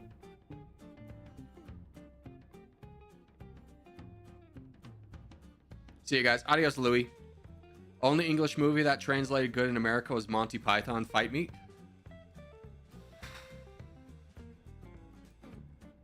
Are you talking the show or the movie? The movie. Monty Python and the Holy Grail. I'm trying to think. No. Oh, English movie. I thought you were going to say foreign movie. I was going to hit you back with some Korean stuff. Has there been an English movie that translated into the United States? Outside of the Monty Python series, which I would agree with you, translated very well. 13-year-old Corgi really loved Monty Python and the Holy Grail. His friends and him watched Sleepover and quoted it for the next 6 weeks. James Bond? Oh, good point. But was James Bond originally an American film? Was James Bond an American film? No, James Bond was a British franchise, not an American one. There you go. There you go, Abba. James Bond. Harry Potter? I think Harry Potter was made in Hollywood, brother. Although it was shot in England, and I did meet a girl who read for Hermione. She obviously didn't get the part, but she did get a callback. Like, ew. All right, let's do Africa again. Let's just get Africa in. It was made in Buckinghamshire. Sure. That's a real place. Let's go. Okay, comical standpoint. Game of Thrones was mostly shot in Europe. We're not talking about movies that were shot in Europe. We're talking about movies that originated in Europe, that then translated to America, which is, like it or not, like at the time, the biggest movie market. Now it's China, but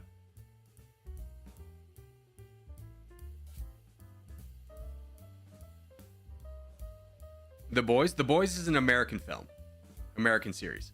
It may have been written in England, but that's not what we're talking about. We're talking about franchises, movie franchises that started in, right now, the UK, but I would expand it to Europe. Gladiator, once again, an American movie that would just happen to be shot in Italy, which is not what we're talking about. Please understand that Hollywood will go shoot on location in different places. I beg of you. Shameless, brother. Shameless is the American series shot in Boston? What are we talking about? I think you guys have Clockwork Orange, but I don't know if you want to be proud about that one.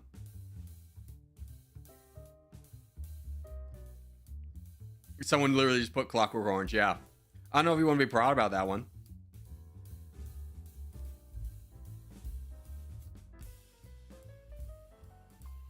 Listen.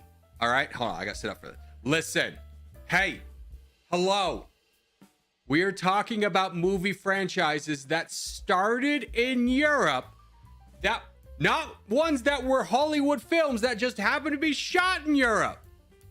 Wake up, sheeple! For the love of God, I can't get this point across to you.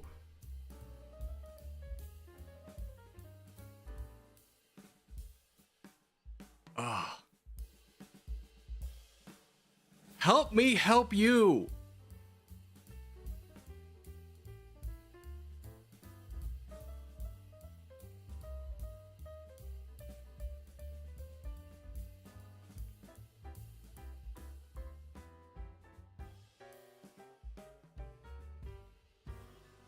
Here's a question. Was the Italian Job the original Italian Job? That might be one that's a European.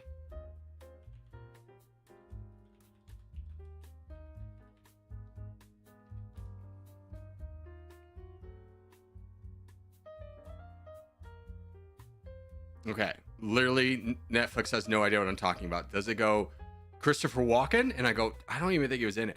The Italian Job is a 1969 British comedy capper film. There you go. You got another one. You got another one.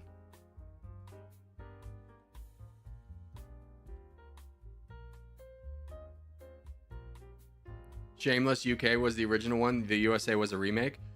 Yeah, but when the remake gets bigger than the original, I don't think you can claim it anymore. Like The Office was originally British, didn't find really any success there. Worldwide phenomenon with the American version. I don't think you get credit for the idea.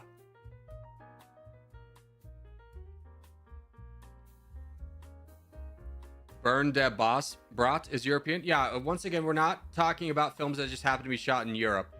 We're talking about films that started in Europe, that were so successful, that then they made a pierce through into American culture. The American Office is way better. Oh, 100 times better. You could argue that's off the back of a great casting of Steve Carell, but Ricky Gervais, you could argue is just as equally strong of a casting, but it just didn't do well.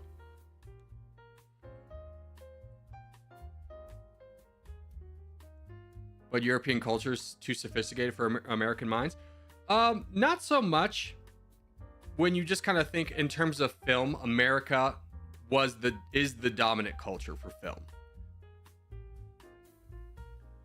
That's starting to change, but like, let's be real. For the last 100 years, if you wanted to be a movie star and you wanted to have worldwide renown, you would go to Hollywood. What about that series with the Shelbys? Oh, yeah. Again, I think that's a Hollywood production.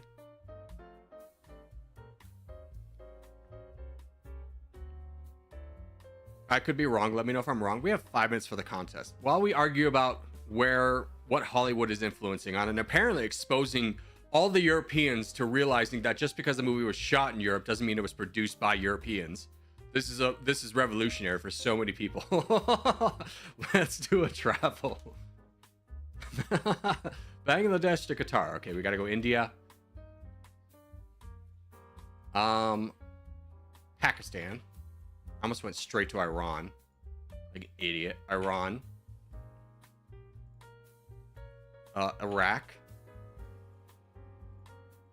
Saudi Arabia. There we go. Easy peasy. Show me the results. Everyone got that one right. Yeah, it's pretty easy. Top 40. 60% people got that wrong. Ew.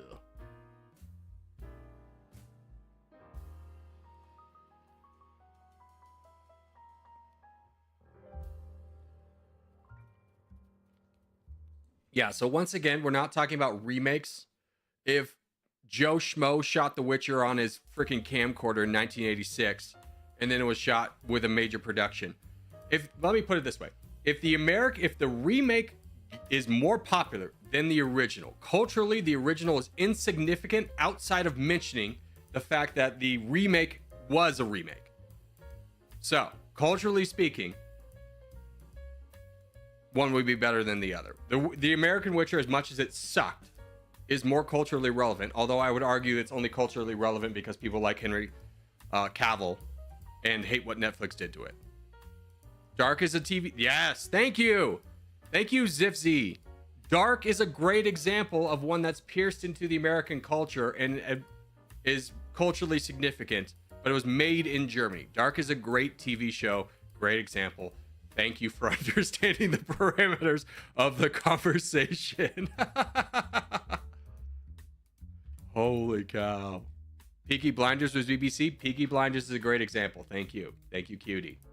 I couldn't think of the name. I knew when you said the Shelbys, I was like, what the hell was that name show? There's also what, Downton Abbey or something? That one pierced the American culture and is culturally relevant. The Girl with the Dragon Tattoo, European version's way better than the American version. Yeah, I would argue that as well. What a disappointing movie franchise. I hope that gets remade. The books are so good and the movies suck. Oh, such a good show. Or such a good movie. The Spanish speaking gang. Oh yeah. Is it Heist or something? Another great example. Heist. They all speak. They're robbing a Spanish bank.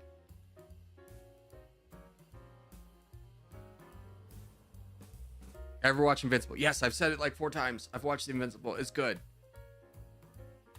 People don't like this new series, or this new one. I get why. The pacing was really fast.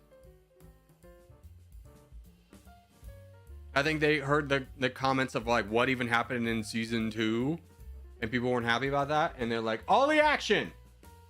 Like literally no one has time to talk about anything. All the conflicts resolved by the main character talking to Eve, and the Eve going like, you're not the bad guy, and he goes, okay. Altered Carbon. I wish we had more series of that. That was good.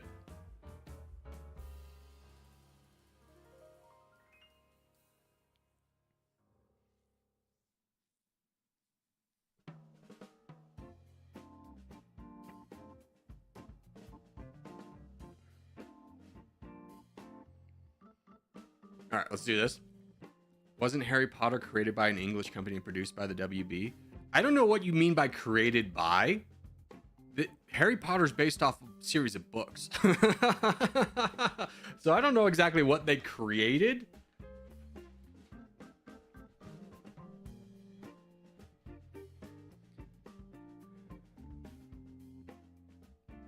Wallace and Gromit? Yeah, sure. You could probably catch 1 in 10 Americans who knows what Wallace and Gromit is, but sure, that's another British one you guys could claim.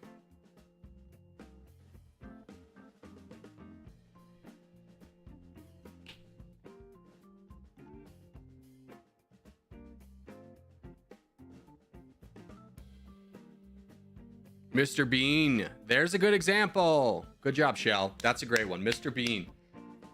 Ridiculous. Its cultural significance. When it was, what, 8 episodes? Whoever canceled that show or didn't get season 2 on there fumbled the bag. Get over here, boys. Get over here. Saudi Arabia, Red Sea. Sorry, I need to be calling these out more. Get out of West Africa. Get out of West Africa. Come to the east. Come to the east. Come to the east.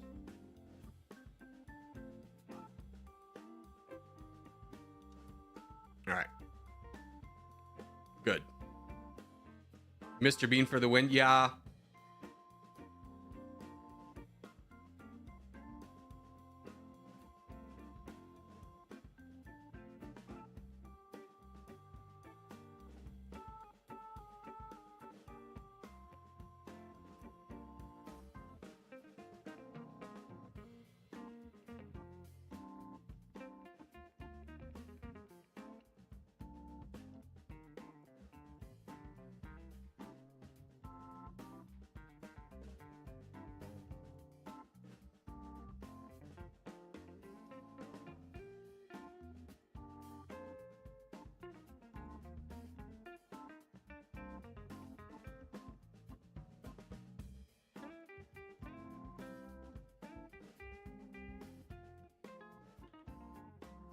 We all go for the island. Hilarious. All right, we close up gaps. Specialist is going to go down. Stand. Make sure you get involved. Oh, that's a full sin. Nice. Okay. Ooh, we need somebody over here. Okay, let's donate Void in the south. And probably Dog in the north. Make sure you get up to red inches before you start fighting. This guy boated to full send me. Hilarious.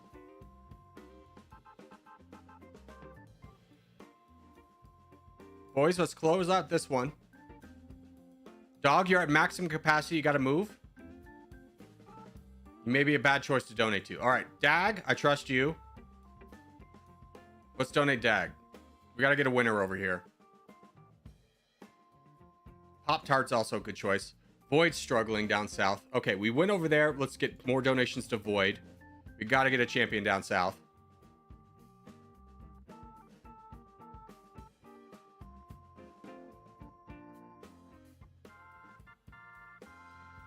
Void, fight one person, commit to fighting that one person. Don't just give split attacks between 3 people. Fight down one guy. Oh, DJ. This is an all hands on deck. Everyone donate DJ Luna. He's in the middle. Everyone, all hands on deck. Everyone, if you're not Void, if you're not Pop Tart, donate DJ. This is a battle we have to win. Jay, we need you over here. We need your help. We gotta take down the crown.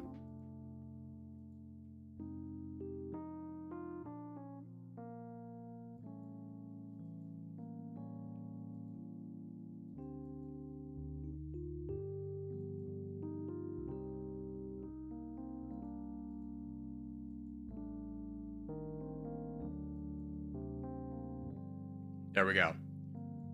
All right, let's just split donations between DJ and Pop Tart. Pop Tart, you're at your red interest. You should just attack. You don't need to be calling up for money.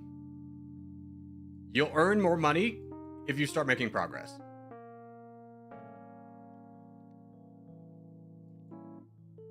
Good eye, DJ.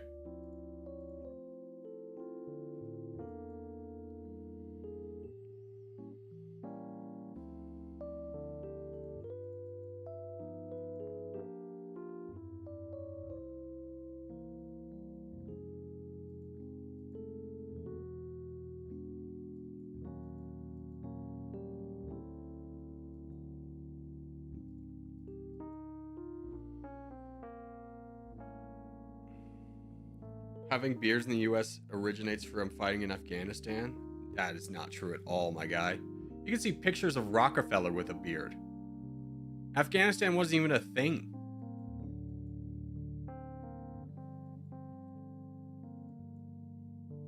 Abraham Lincoln had a beard. We're talking about this originates from Afghanistan? I hate to break it to you, but the idea of having facial hair and growing it is not an original of any country.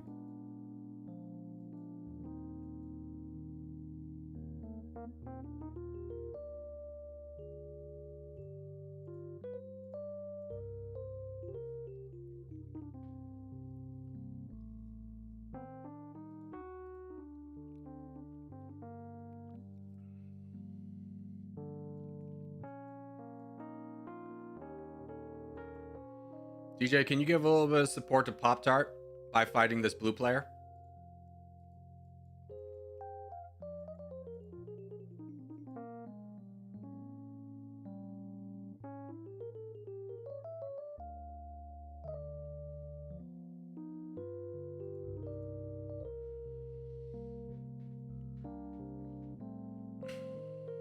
We didn't see many honest saves on the US street. I just don't think you've seen too many pictures of people from the time. Beards were very in style. I think beards only kind of went out of style in the 90s for a little bit, but you know, the 90s fashion choices were pretty bad. I think we can all agree on that. No one looks back on the 90s for inspiration.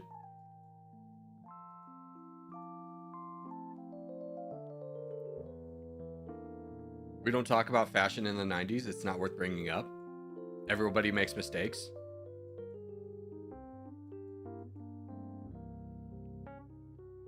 Gotta go. Work meeting. Thanks for the fun games. Adios, buddy. Have a great one. Have a good meeting.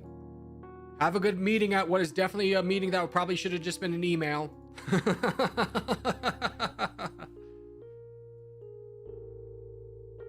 Finish him. Finish him. Huge. Good job, boys.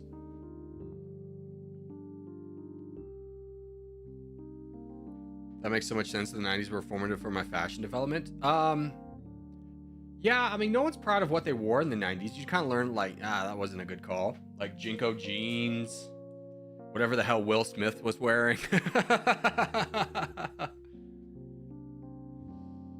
Why do U.S. politicians tend not to have beards? I think it's a holdover from the 90s. When you look at U.S. politicians, they're all kind of an older generation where beards were seen as unprofessional.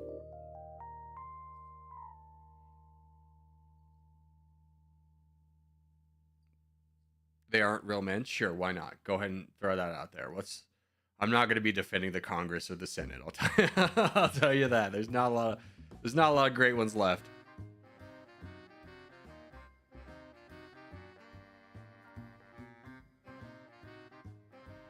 Yeah, beards were kind of counterculture, I would say, after World War. 1 and 2, because you have so many guys who served in the military. In the military, you couldn't have beards. Jinko jeans must be defended. No, they don't, man. We can all admit they weren't that great. Here, let's do Caucasia.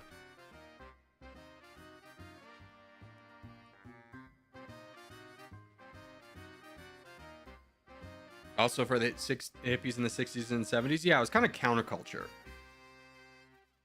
And then the 2000s, we brought the beards back. We reclaimed them from our ancestors. Like, no, beards are great. It's basically makeup for men. I'm sorry you can't grow one. It looks awful on you, but I can.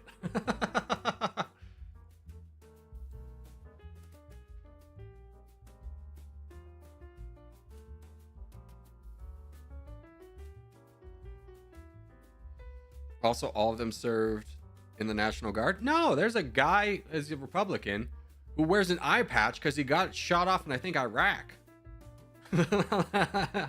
Like, respect where respect's due. Like, military service is always respectable.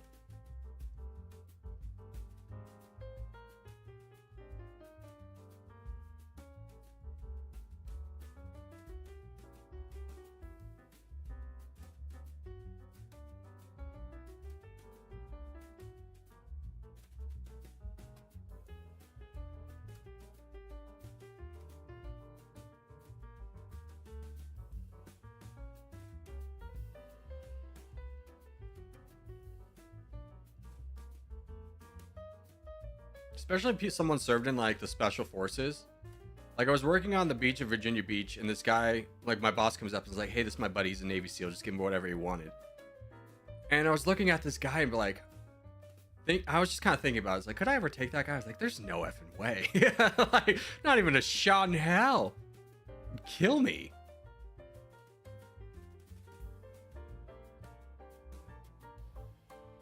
I mean, cool. That, like, they were like, oh, we made Corgi small. I was like, that's a 2-for-1 trade. I'll take that. Actually, not even a 2-for-1, a 2-for-0 trade. I'm in, baby. Let's go. Dan Crenshaw. I don't know who that is.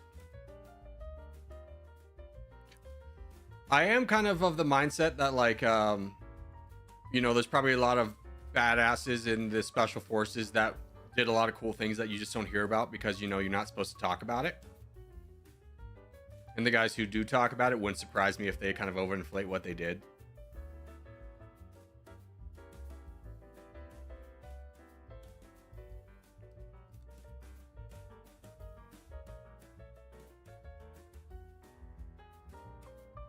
He's the one I meant. Oh, thank you. Dan Crenshaw. Yeah. The U.S. Senator. I think he's from... Where is he from? Dan Crenshaw. He's a... No, I don't want to hear about... I just want to know. He was a Navy SEAL. Oh, wow. Yeah, he's from Texas. That was it. He's commissioned officer in the U.S. Navy, served on SEAL Team 3 in the war in Afghanistan, reaching the rank of lieutenant commander. He was wounded during action in his third deployment, losing his right eye to an improvised explosion device, an IED. He served as legislative assistant to Republican or Representative Pete Sessions and was elected to Congress in 2018. Yeah. I mean, good on him. You gotta respect someone's military service. Crenshaw's the one-eyed congressman. He's kind of a tool, but most of us are, to be fair. Yeah. I don't think you can look at too many people in Congress and go, yeah, they're not just playing for a soundbite right now. I think social media kind of ruined politics. It's like, oh my gosh. Now it's just about who says the most divisive or raw thing for their side that gets a soundbite, gets popular.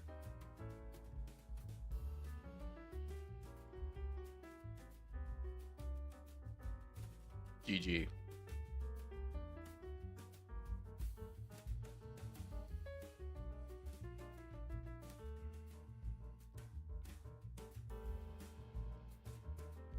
As for one of not many, he isn't an asshole in Congress. I mean, he's done shit stuff too. He's not like all hero, but there's few Congress people who are all bad. Or, yeah. Like, what was that congressman from Delaware? His son died. His son died in Sandy Hook. Was it Connecticut, maybe? That guy seems to have a good head on his head. Or, yeah.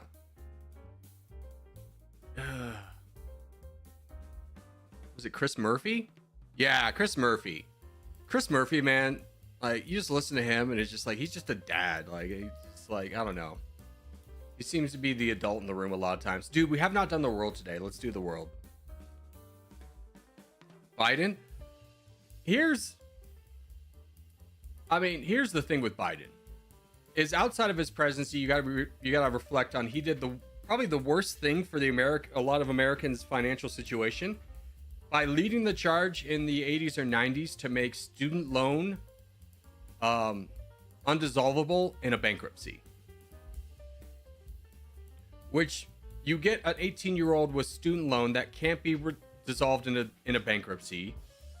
Leads to colleges charging a lot more for their services because, you know, people give out loans freely, knowing that it can never be taken away, which then drives the price of college up drastically, which then indebts an entire generation. So when people talk about like, oh, we need to give tuition bailout, it's like, not unless we fix the reason why it's so bad in the first place.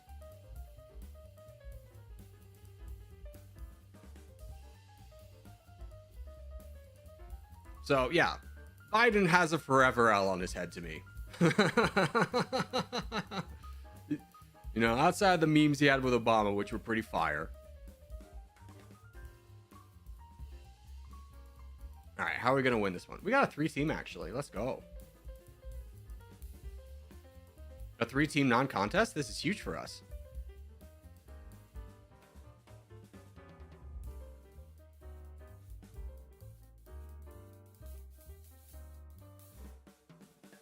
Here, let me see if I can help over here a little bit.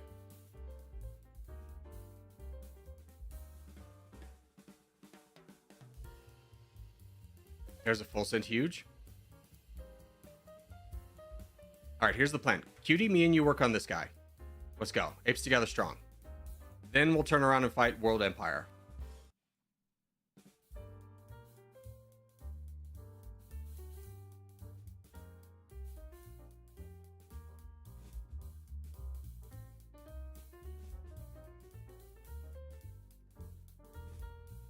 Here's your chance. You got full send me. Otherwise, I'm going to get cut off. Still okay. We got Asia. We're looking strong. Who's this down here? Redacted. Good luck. Looks like you're going to win that.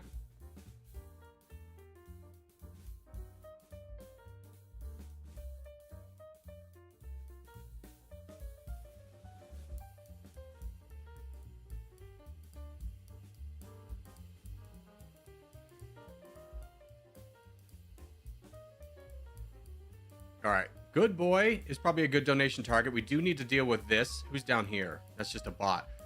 Redacted, if you can get down there, yeah, you would be a great donation target. Do need to kind of clear up that.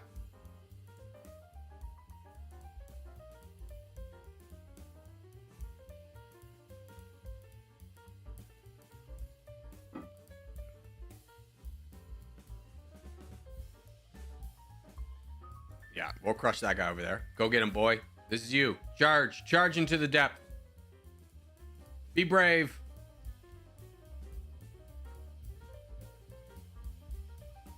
You are 200,000 above your red interest. Give me a bigger attack.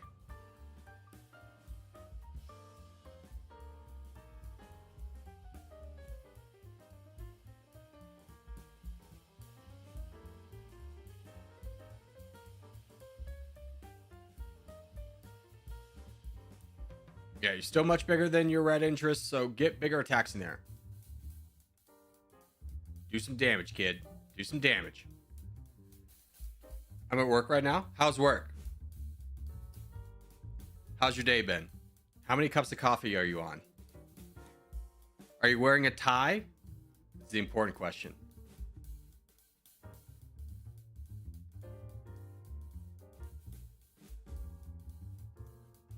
These are the important questions we need to figure out together. Are we wearing a tie? 1.5 cups in my pajamas working from home? Dude. Working from home rocks. I mean, I never got to experience it in a traditional workplace because, you know, when the pandemic hit, I was working in hotels, so I just got fired. But, you know, now that I, you know, stream and work from home, it's pretty sick.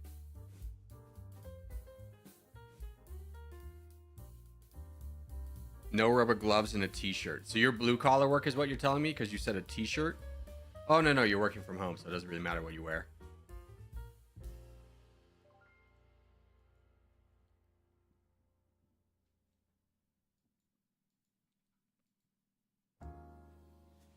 All right, let's try and buff up Emissary so we can go fight the big EU guy. Get involved. This is your time.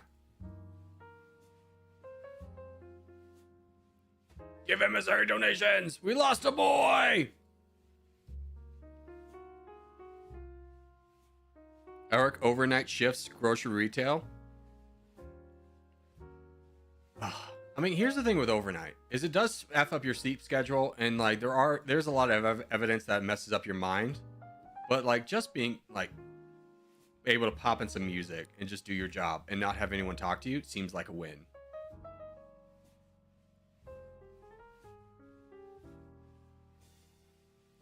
I'm a developer. Our uniform is thigh-high socks. Okay, I'm gonna time you out. That's inappropriate. Slash weird. You make me want to go into IT. Dude, I don't know. Every IT person I've met is just like overburdened and overworked. Maybe it's different when you're not like the support guy, but the support guy's life sucks. Like there was a tweet and it's just like about being in IT, and it's just like, why does IT suck?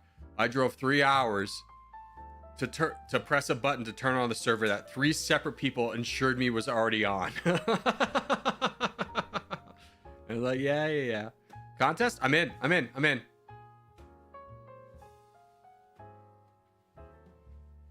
All right, we go Alaska, boys. Alaska, Northern Canada. Don't worry about the islands.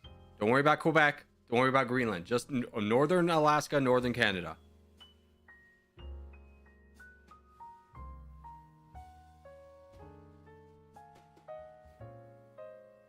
IT might be risky, might get replaced by AI. They wish, dude. You're going to have somebody over there to fix the AI when it breaks. IT's safe forever.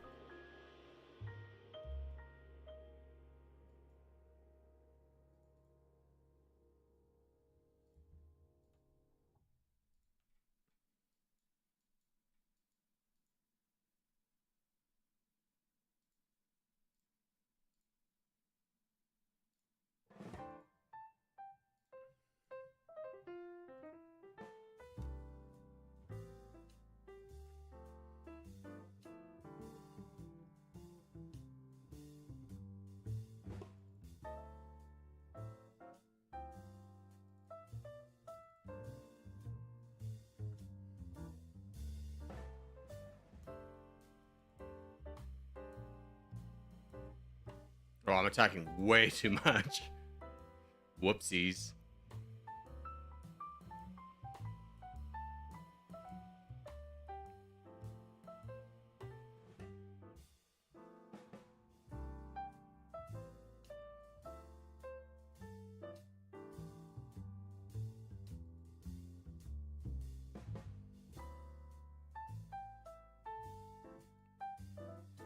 Emissary, pirate, let's work backwards, guys. You're on it. Good. Emissary, work backwards.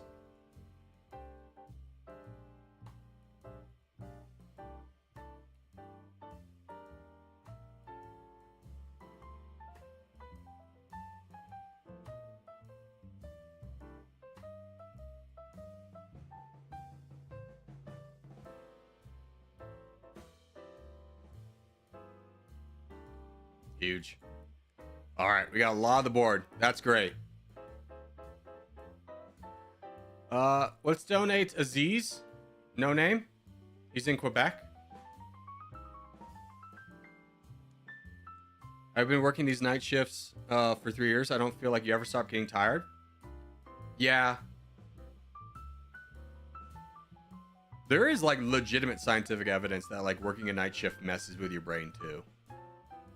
I don't envy your position. Oh, that's Red Fox. Is this Aziz? No, Aziz is out of the fight. Back in the fight, Aziz. Never mind. Awake ruler. Go crush. Hello, Corgi. Hello, Cringe. How are you? Man, your name could be anything and you chose quite cringe. What do you think of the new boats? I hate them. I think it takes away a layer of strategic depth that the game excels in.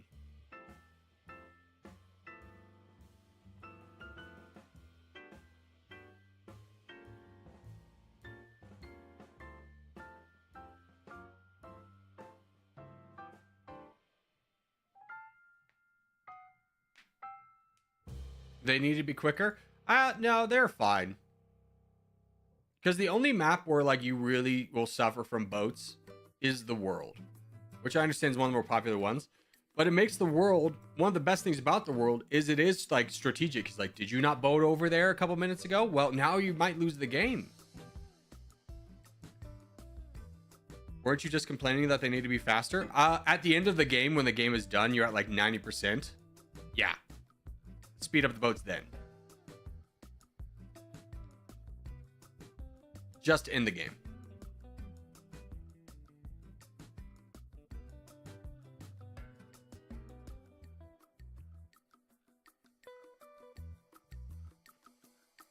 Uh-oh, Wake might lose his crown. He doesn't realize how much land he's losing. Oh, that was close. That was close, Aziz.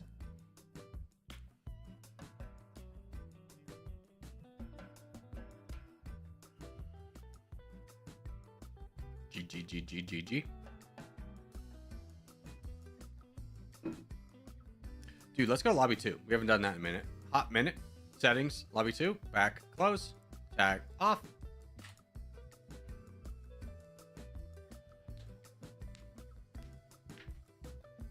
And while I'm giving all you a chance to take off your tags, Chud, Battle, I'm gonna go get coffee.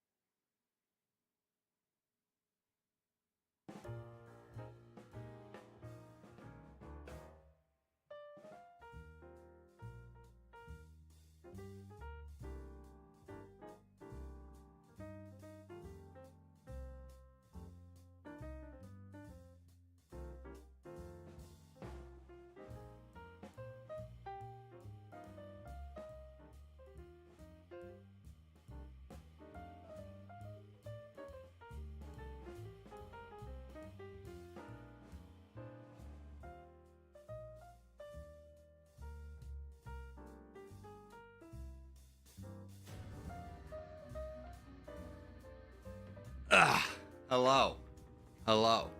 Abigalulla, thank you for the $2 donation. DJ, we'll see you in a minute. And Vencadius, this is why I'm here. This is what it's all about. But the chair? Come on! I'm in part 2. Alright, let's do Middle East. Remember, if you're playing as a team, you want to get a corner.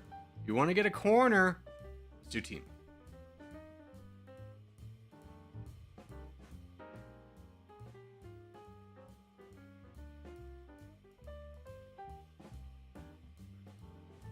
What, did you trip on the floor? No, I just wanted to make coffee.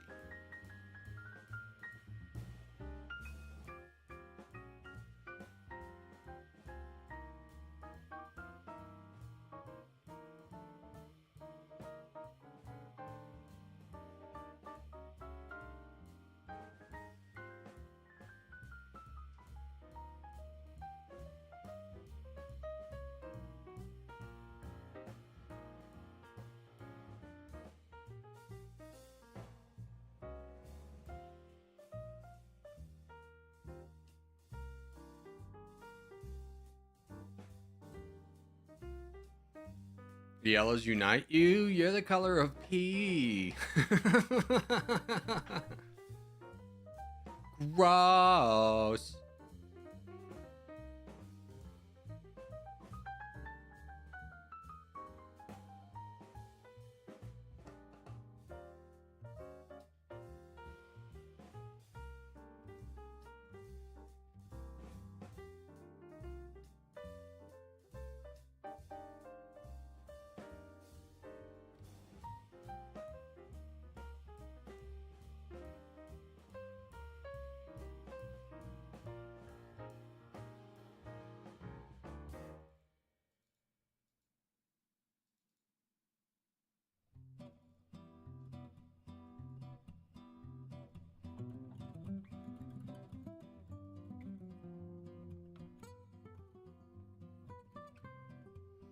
Vettel quietly attacked me, and then it's just like, oh, dude, I didn't realize you had troops deployed. I forgot how that mechanic worked. Can we be friends?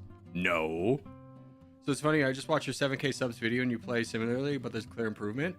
Yeah, well, I mean, you do anything for 2 years, you probably get better at it, right?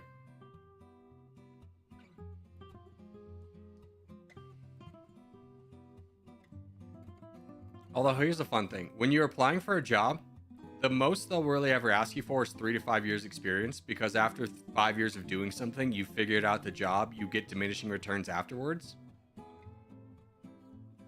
Any job that's really asking for 10 years experience is probably not a good job. I'm breathing for decades and still bad at it. Nothing's more embarrassing than like forgetting to breathe, right? When you start focusing on it, you go, how do I get back into that pattern? What the hell happened to me? Why am I so stupid?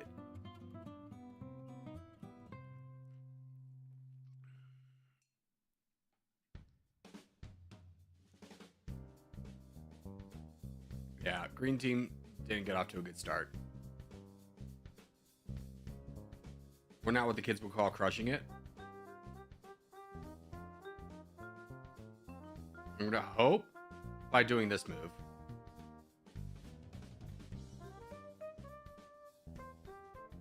That even if I get full sent, Florida will be on it.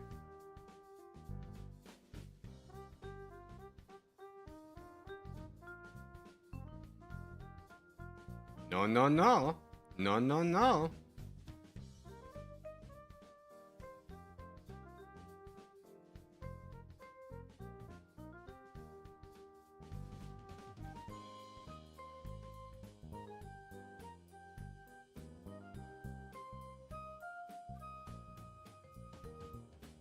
Florida, this is where you help me. Florida, this is where you help me. Together we have enough troops. I do not solo.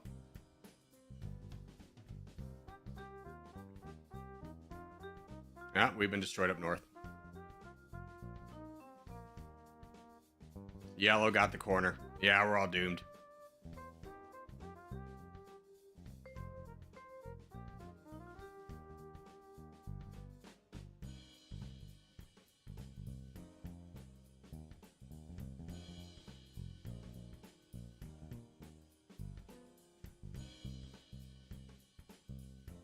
But take a risk. Do something. Same with you, Trix. Oh, Trix is attacking over here. Blue's got to be pushing over here. I don't know what Senegal's doing. He needs to focus magenta and red right now. You got to start looking at the board. Black's going to be in the middle. Yellow's going to win over here. Blue's got to be the third party to challenge. Otherwise, black runs away with it. No.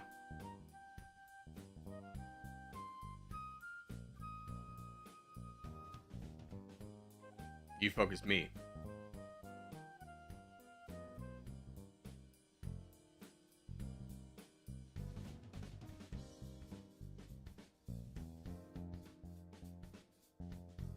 I'm a threat. I'm a threat! Of course, when you have to tell people you're something, it's typically not a good indicator that you're that thing.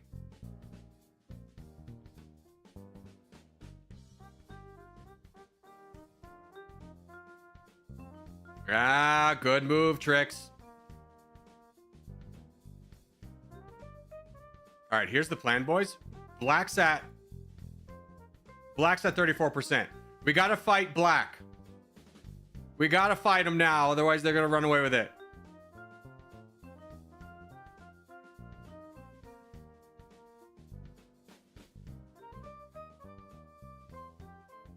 What, yellow and white? You gotta... I can understand why you want to push through Empire.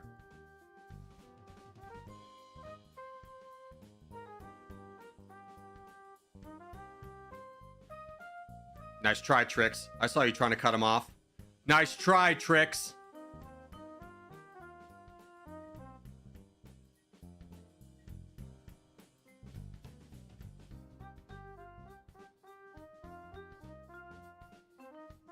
Fight him down, boys. We got this. Apes together strong. Senegal, you're in this, right? He's in it. Come on, we got him. We got him on the ropes. We got him on the ropes. Leading the charge as the last yellow guy. We got him. Don't let up. Senegal's about to get cut off, though. No, that's bad. Damn you, Abagalula.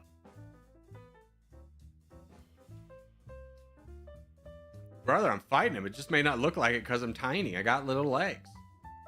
Have you seen that video? Oh my gosh, what a banger. Come on, Christy. I'm trying. And this is a little girl. It's like, I'm trying. I got little legs.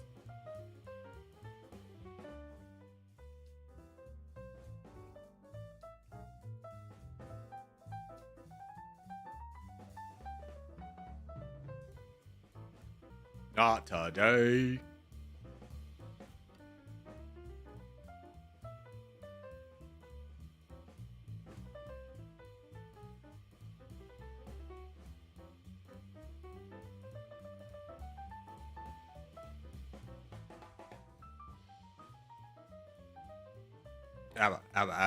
Abba, listen to me. Listen to me. Abba.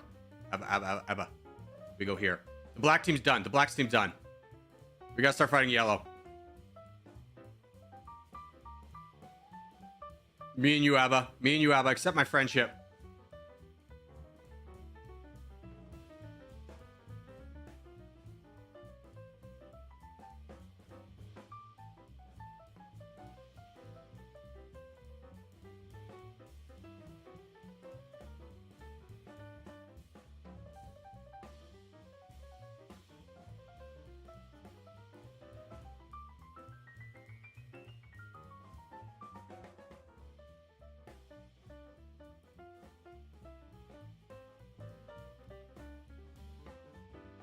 Burns, I'm protecting you. I'm protecting you. Ah, frick. I played my hand too hard. Isn't Senegal scarier? Yeah, board percentage-wise, now he is. But you look at how many people have Senegal to fight. These two alone have enough. I'm alive. I love Abagalula pushing up into the Scion player.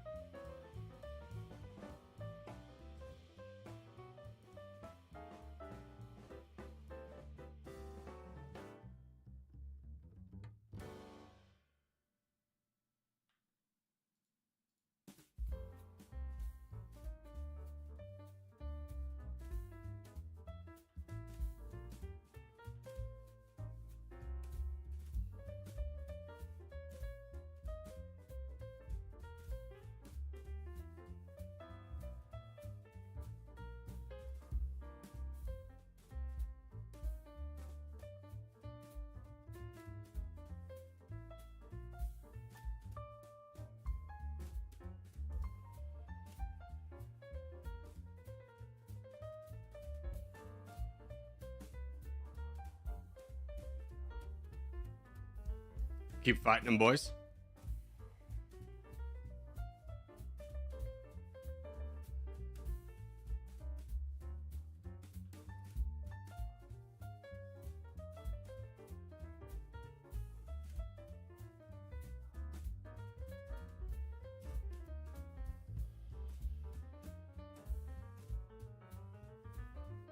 No, Tricks, you weren't supposed to. Oh, it was momentarily weak. No!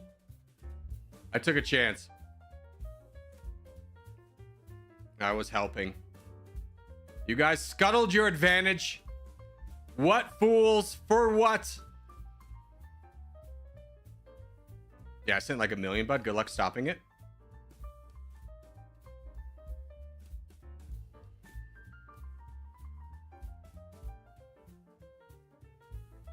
Hey guys, what are we doing over here?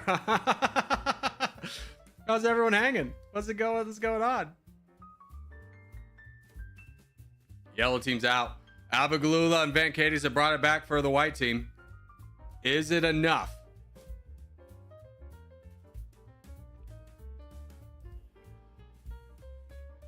White would do better if Abba stopped spawning away from the team. Could you imagine, dude? Could you imagine?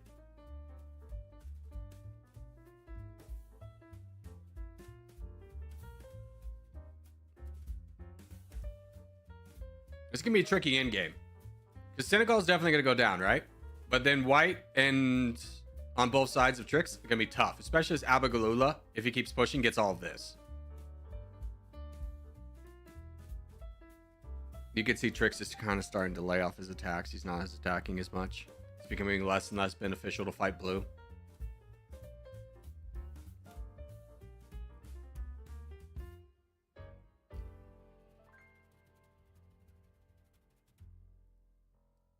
There's Abba grabbing this.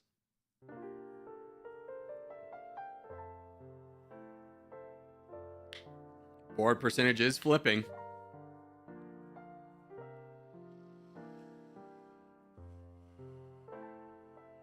Attack Tricks? Why? He technically has the least... His team has the least board percentage of anybody. He should not be a target.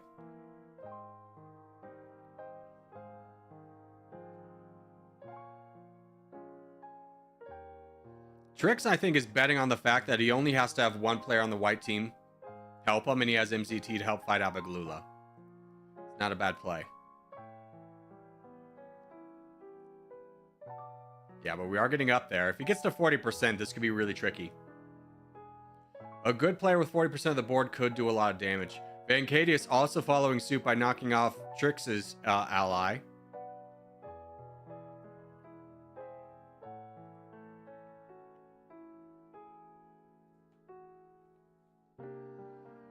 White's out.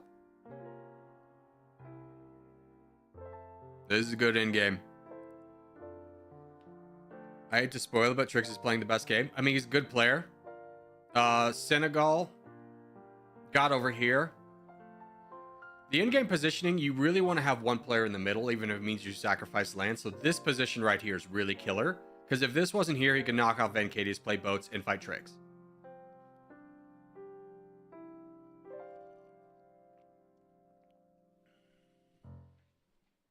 Bad call, Tricks? I don't think so. There's a defined champion, right? And both players have incentive to fight the defined champion. You were a wild card, Abba. It makes sense to get rid of you. Go teal. Yeah, go teal. Go green. We exist. Black's been fighting white all game. True.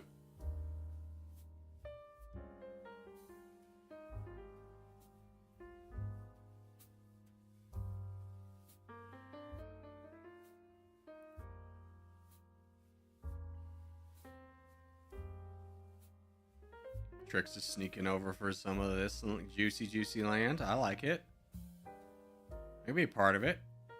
Direct border doesn't even need a boat anymore.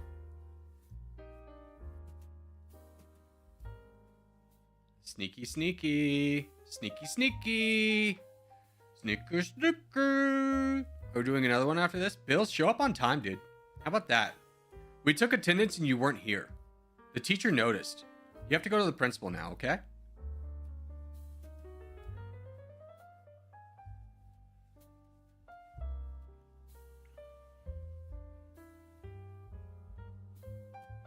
Yeah, there's Vancadius. The switch has happened.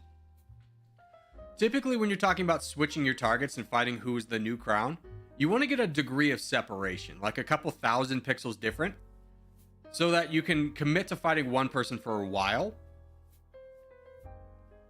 But maybe both players are going to go hard in on tricks and just commit to it and see who gets the most land. It's a gambit. I think blue wins the gambit.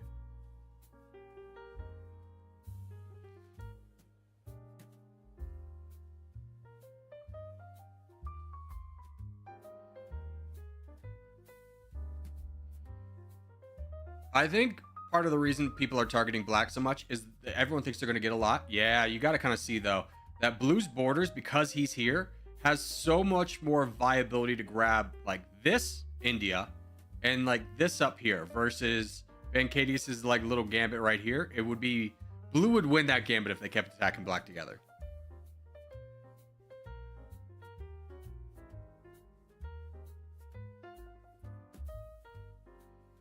Now, Trix is boating here, not because boating does more damage, but because he's wanting to make sure he leaves the avenue between Senegal and Vancadius open. And also get positioned just in case Vancadius does full send.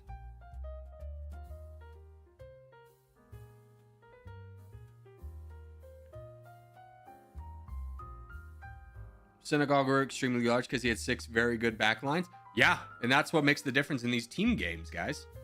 When you get a backline, you destroy. Cutie, welcome back.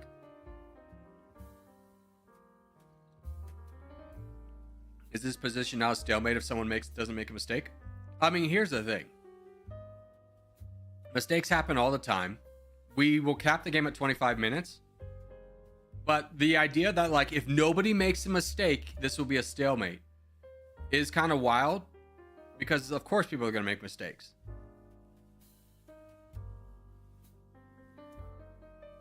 All right, chat. This ain't taking all day. First donation with a name who eats the full sin. Okay, Vancadius is selling his soul to pick the winner. No, he said with money. You can't just suggest something. DJ. He said he's selling it.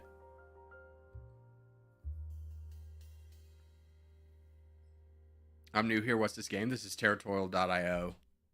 I have about 1,000 videos on it if you want to check it out. And also a tutorial. Even if you're making a mistake in 3... Okay. He says to full send on tricks, Vancadius. There's $2. There it goes.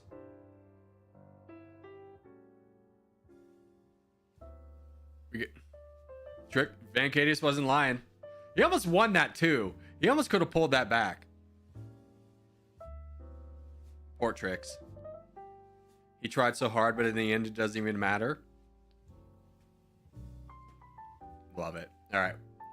Let's, what time is it? About 10 minutes away from the last contest of the day. Should probably go back to lobby 1 then. We'll play a game. Tags on.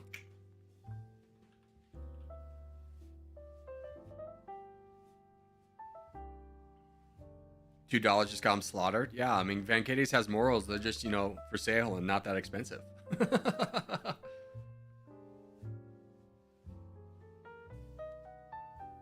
I'm cheap. Yeah.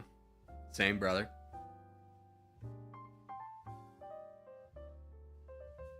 Vancadius, I have a question for you. As a military man who just got back from deployment, how prevalent are Zins everywhere?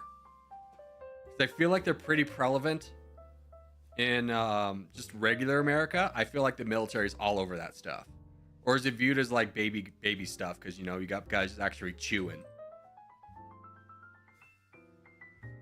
They were everywhere overseas too? Yeah. It's funny. I live... Reno borders California, if you don't know.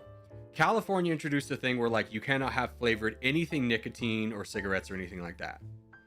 So my gas station is one of the biggest gas stations on, like, the border with California. So you just get these guys coming over here buying boxes of Zins in all flavors because they can't get that where they're from. They'll drive 2 hours, come to this gas station, and when you go in this gas station, it's always sold out of Zins. People would literally fly up north, get hundreds of dollars of Zins to sell down south. I would.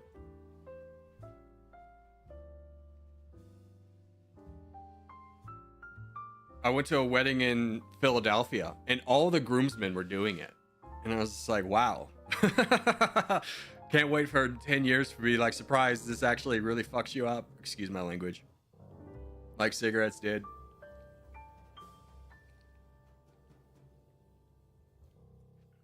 We have to cross state lines to get vapes too.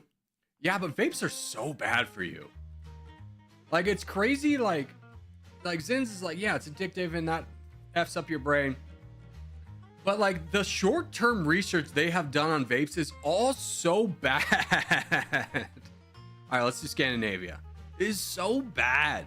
You have people in their 30s with popcorn lung struggling to survive.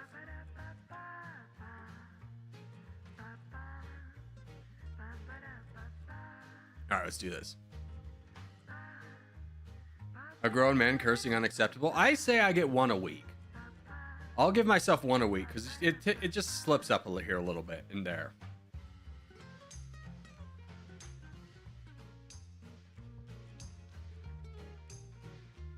All right, let's do this. EU Scandi? Yeah, whose favorite map would be Scandinavia? Gross. 2 an hour, take it or leave it. Yeah, well, you're a military man. My favorite military term, and this will only be a term you'll hear from the military, or in the military, or from someone who just got out of the military. And this will be a curse word, believe it or not. But it's the term unfuck. Like, I want you to unfuck this. I just love the level of like, not stupid, but just like purposely unintelligent that is. It does get the point across though, right? What lobby is this? Lobby 1. We went back to lobby 1, bro.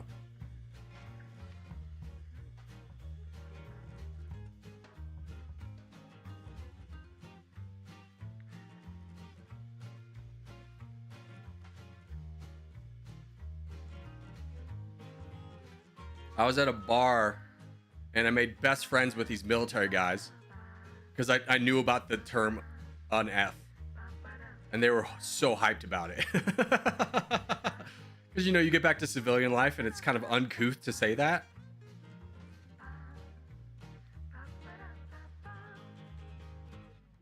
Yeah.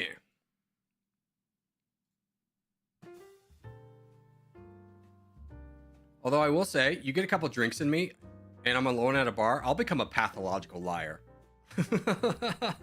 Like, if you're from Iowa, same, bro. I know a few facts about Iowa that will convince you. I just want to make friends at all costs. I just want to be friends with everybody. I'm like I'm the weirdly friendly drunk who just makes friends with everybody. It's my entire mission. I find so much joy in that. It does come back to bite me in the butt because I do not pick up on signs when someone does not want to talk to like when I was in college, you know, big strong guy. Had female friends and they would use me as like their buffer zone for when a guy was getting creepy and we would have a signal. But if I'm like 5 beers in, I completely miss the signal because I'm just so focused on like, we're all friends, we're all hanging out. And then they go back and be like, why did you not save us from that guy? I'm like, oh, was he creepy? Just the worst.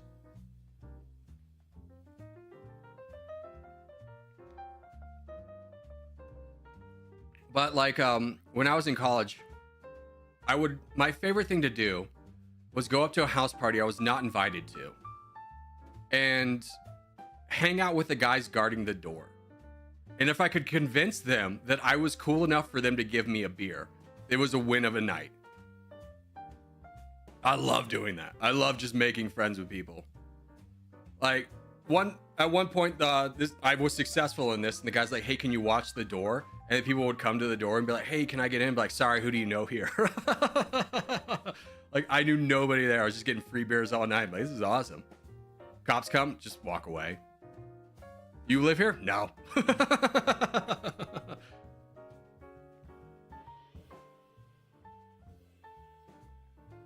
So Corgi was the creepy dude? No, not at all. 100% no. Mostly because my focus when I got drunk was like literally like, I don't want to talk to a single girl. I just want to hang out with the boys.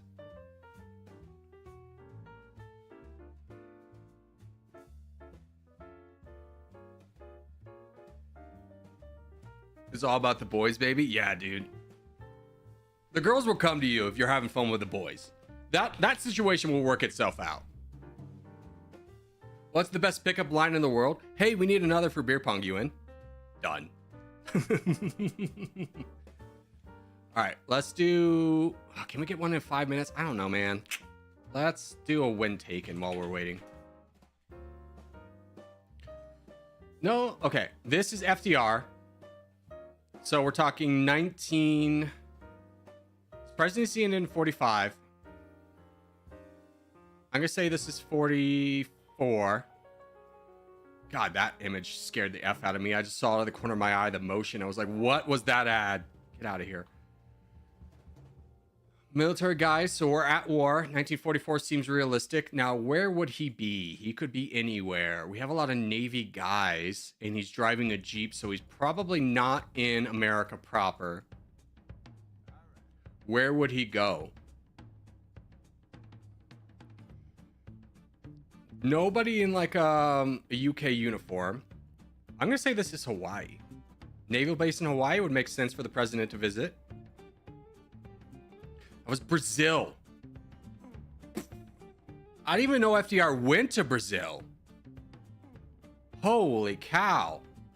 Oh, in my mind. Okay, got it. This is the UK. This is the UK, or this is like the Netherlands. I'm going to put myself right here. Farm country. That's farm country, right? Everyone knows this is the Triangle of Farms, I think. I don't know. And this is 1987. Got the UK. Oh my God, I was so close. 10 years off, though. Okay.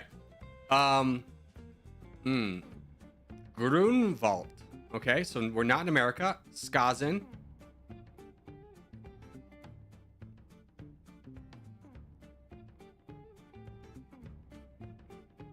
My heart wants to say Copenhagen. We're on a river, though. Where's a river? This could be Amsterdam, right? Is Amsterdam on? Not really a river. Could this be Paris? Okay, the little marks above the U really gives me Scandi vibes. Oh, throw me in Stockholm. Say this is it's color. 1958. Stockholm! Oh my God, I'm so good! It's 1934 though. I'm amazing. All right, this is Asian language. The hell am I looking at, my guy? Why are they wearing helmets? Oh, they're ice skating. You suck at ice skating, bro. I'm gonna say this is Japan. I'm gonna say anywhere in Japan's mountainous. Say there. When is this now? This is like 2000. Give me 2019. 2018. Good enough. We were in Japan. 2017. I'm crushing this. Crushing it. All right. This is definitely Europe. A beachy Europe. This looks kind of like the Balkans. Throw me in Montenegro. Say this is 2006. 5. Oh my God, I'm so good. I'm so good. I'm crushing it. What was my total score? 787. We take those. Very proud of that. Contest is in a minute 30. We're perfect.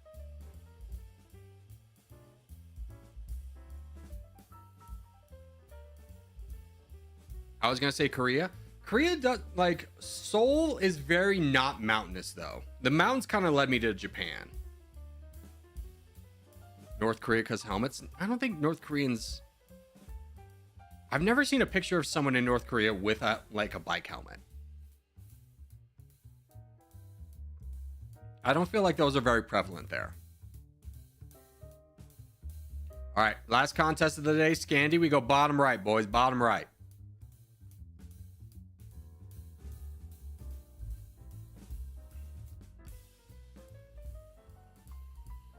Grunwald was a World War I German victory in World War I, so yeah, I mean, didn't involve Americans, so Americans don't really learn about it.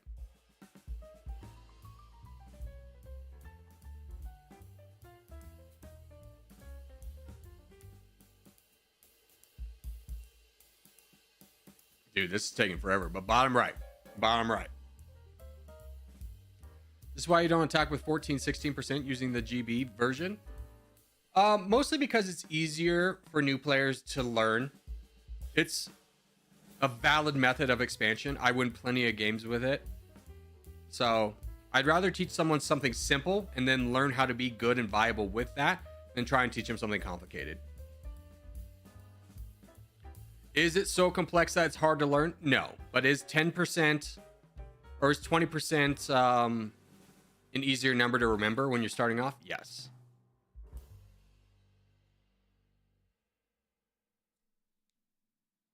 The Germans called it the Battle of Tannenberg. I didn't even know there was a battle in Scandinavia. Well, yeah, I take that back. Of course I did.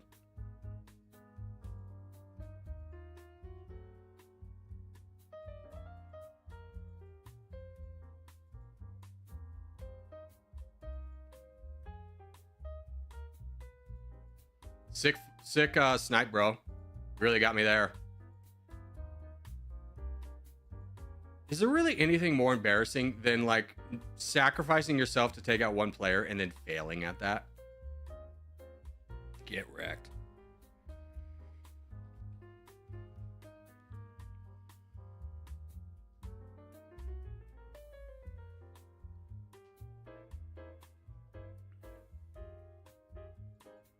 Let's clear out the boys.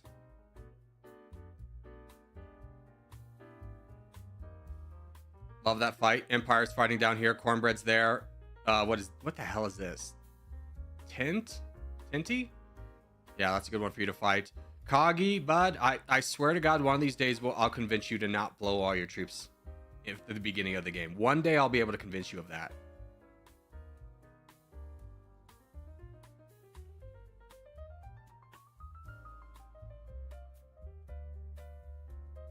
We working? We working? Clam fam, we working? We working? We working? Good, good, good. All right, let's start looking for someone who's connected to our back lines who can take over. Probably Azrael, but you're just too far disconnected. I'm gonna donate fire burns.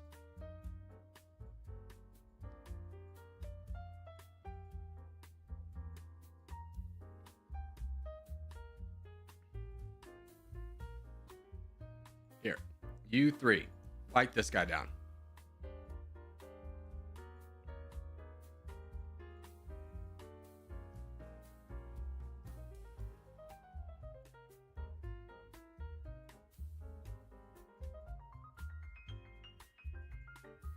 Azrael's doing a good job. He might be able to carry a little bit of momentum. Yeah, Azrael.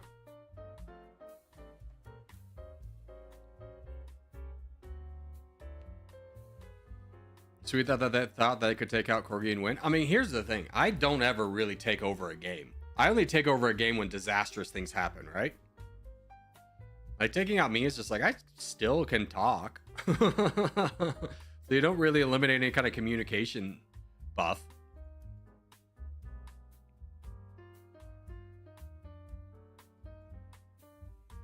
The VC donated Azrael. I know, they go rogue. They go so rogue.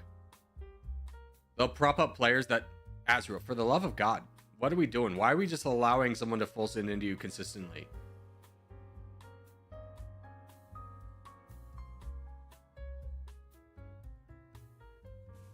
Get us some movement.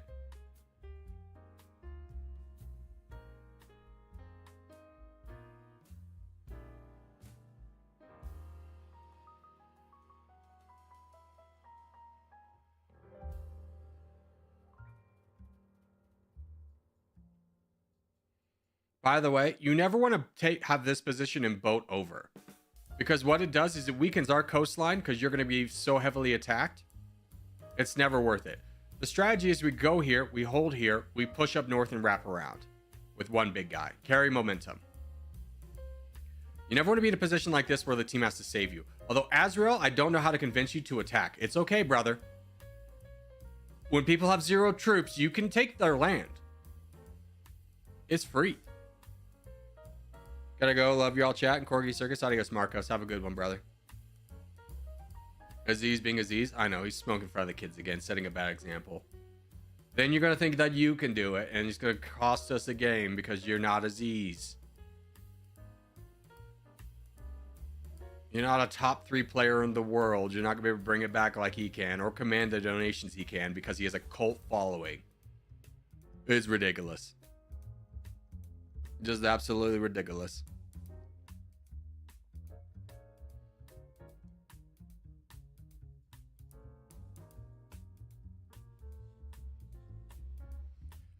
I'm certainly not Aziz, but I am Vancadius. Thank you for those wise words of wisdom, Vancadius. I truly value your wisdom shared in chat, as should all. Truly an inspiration.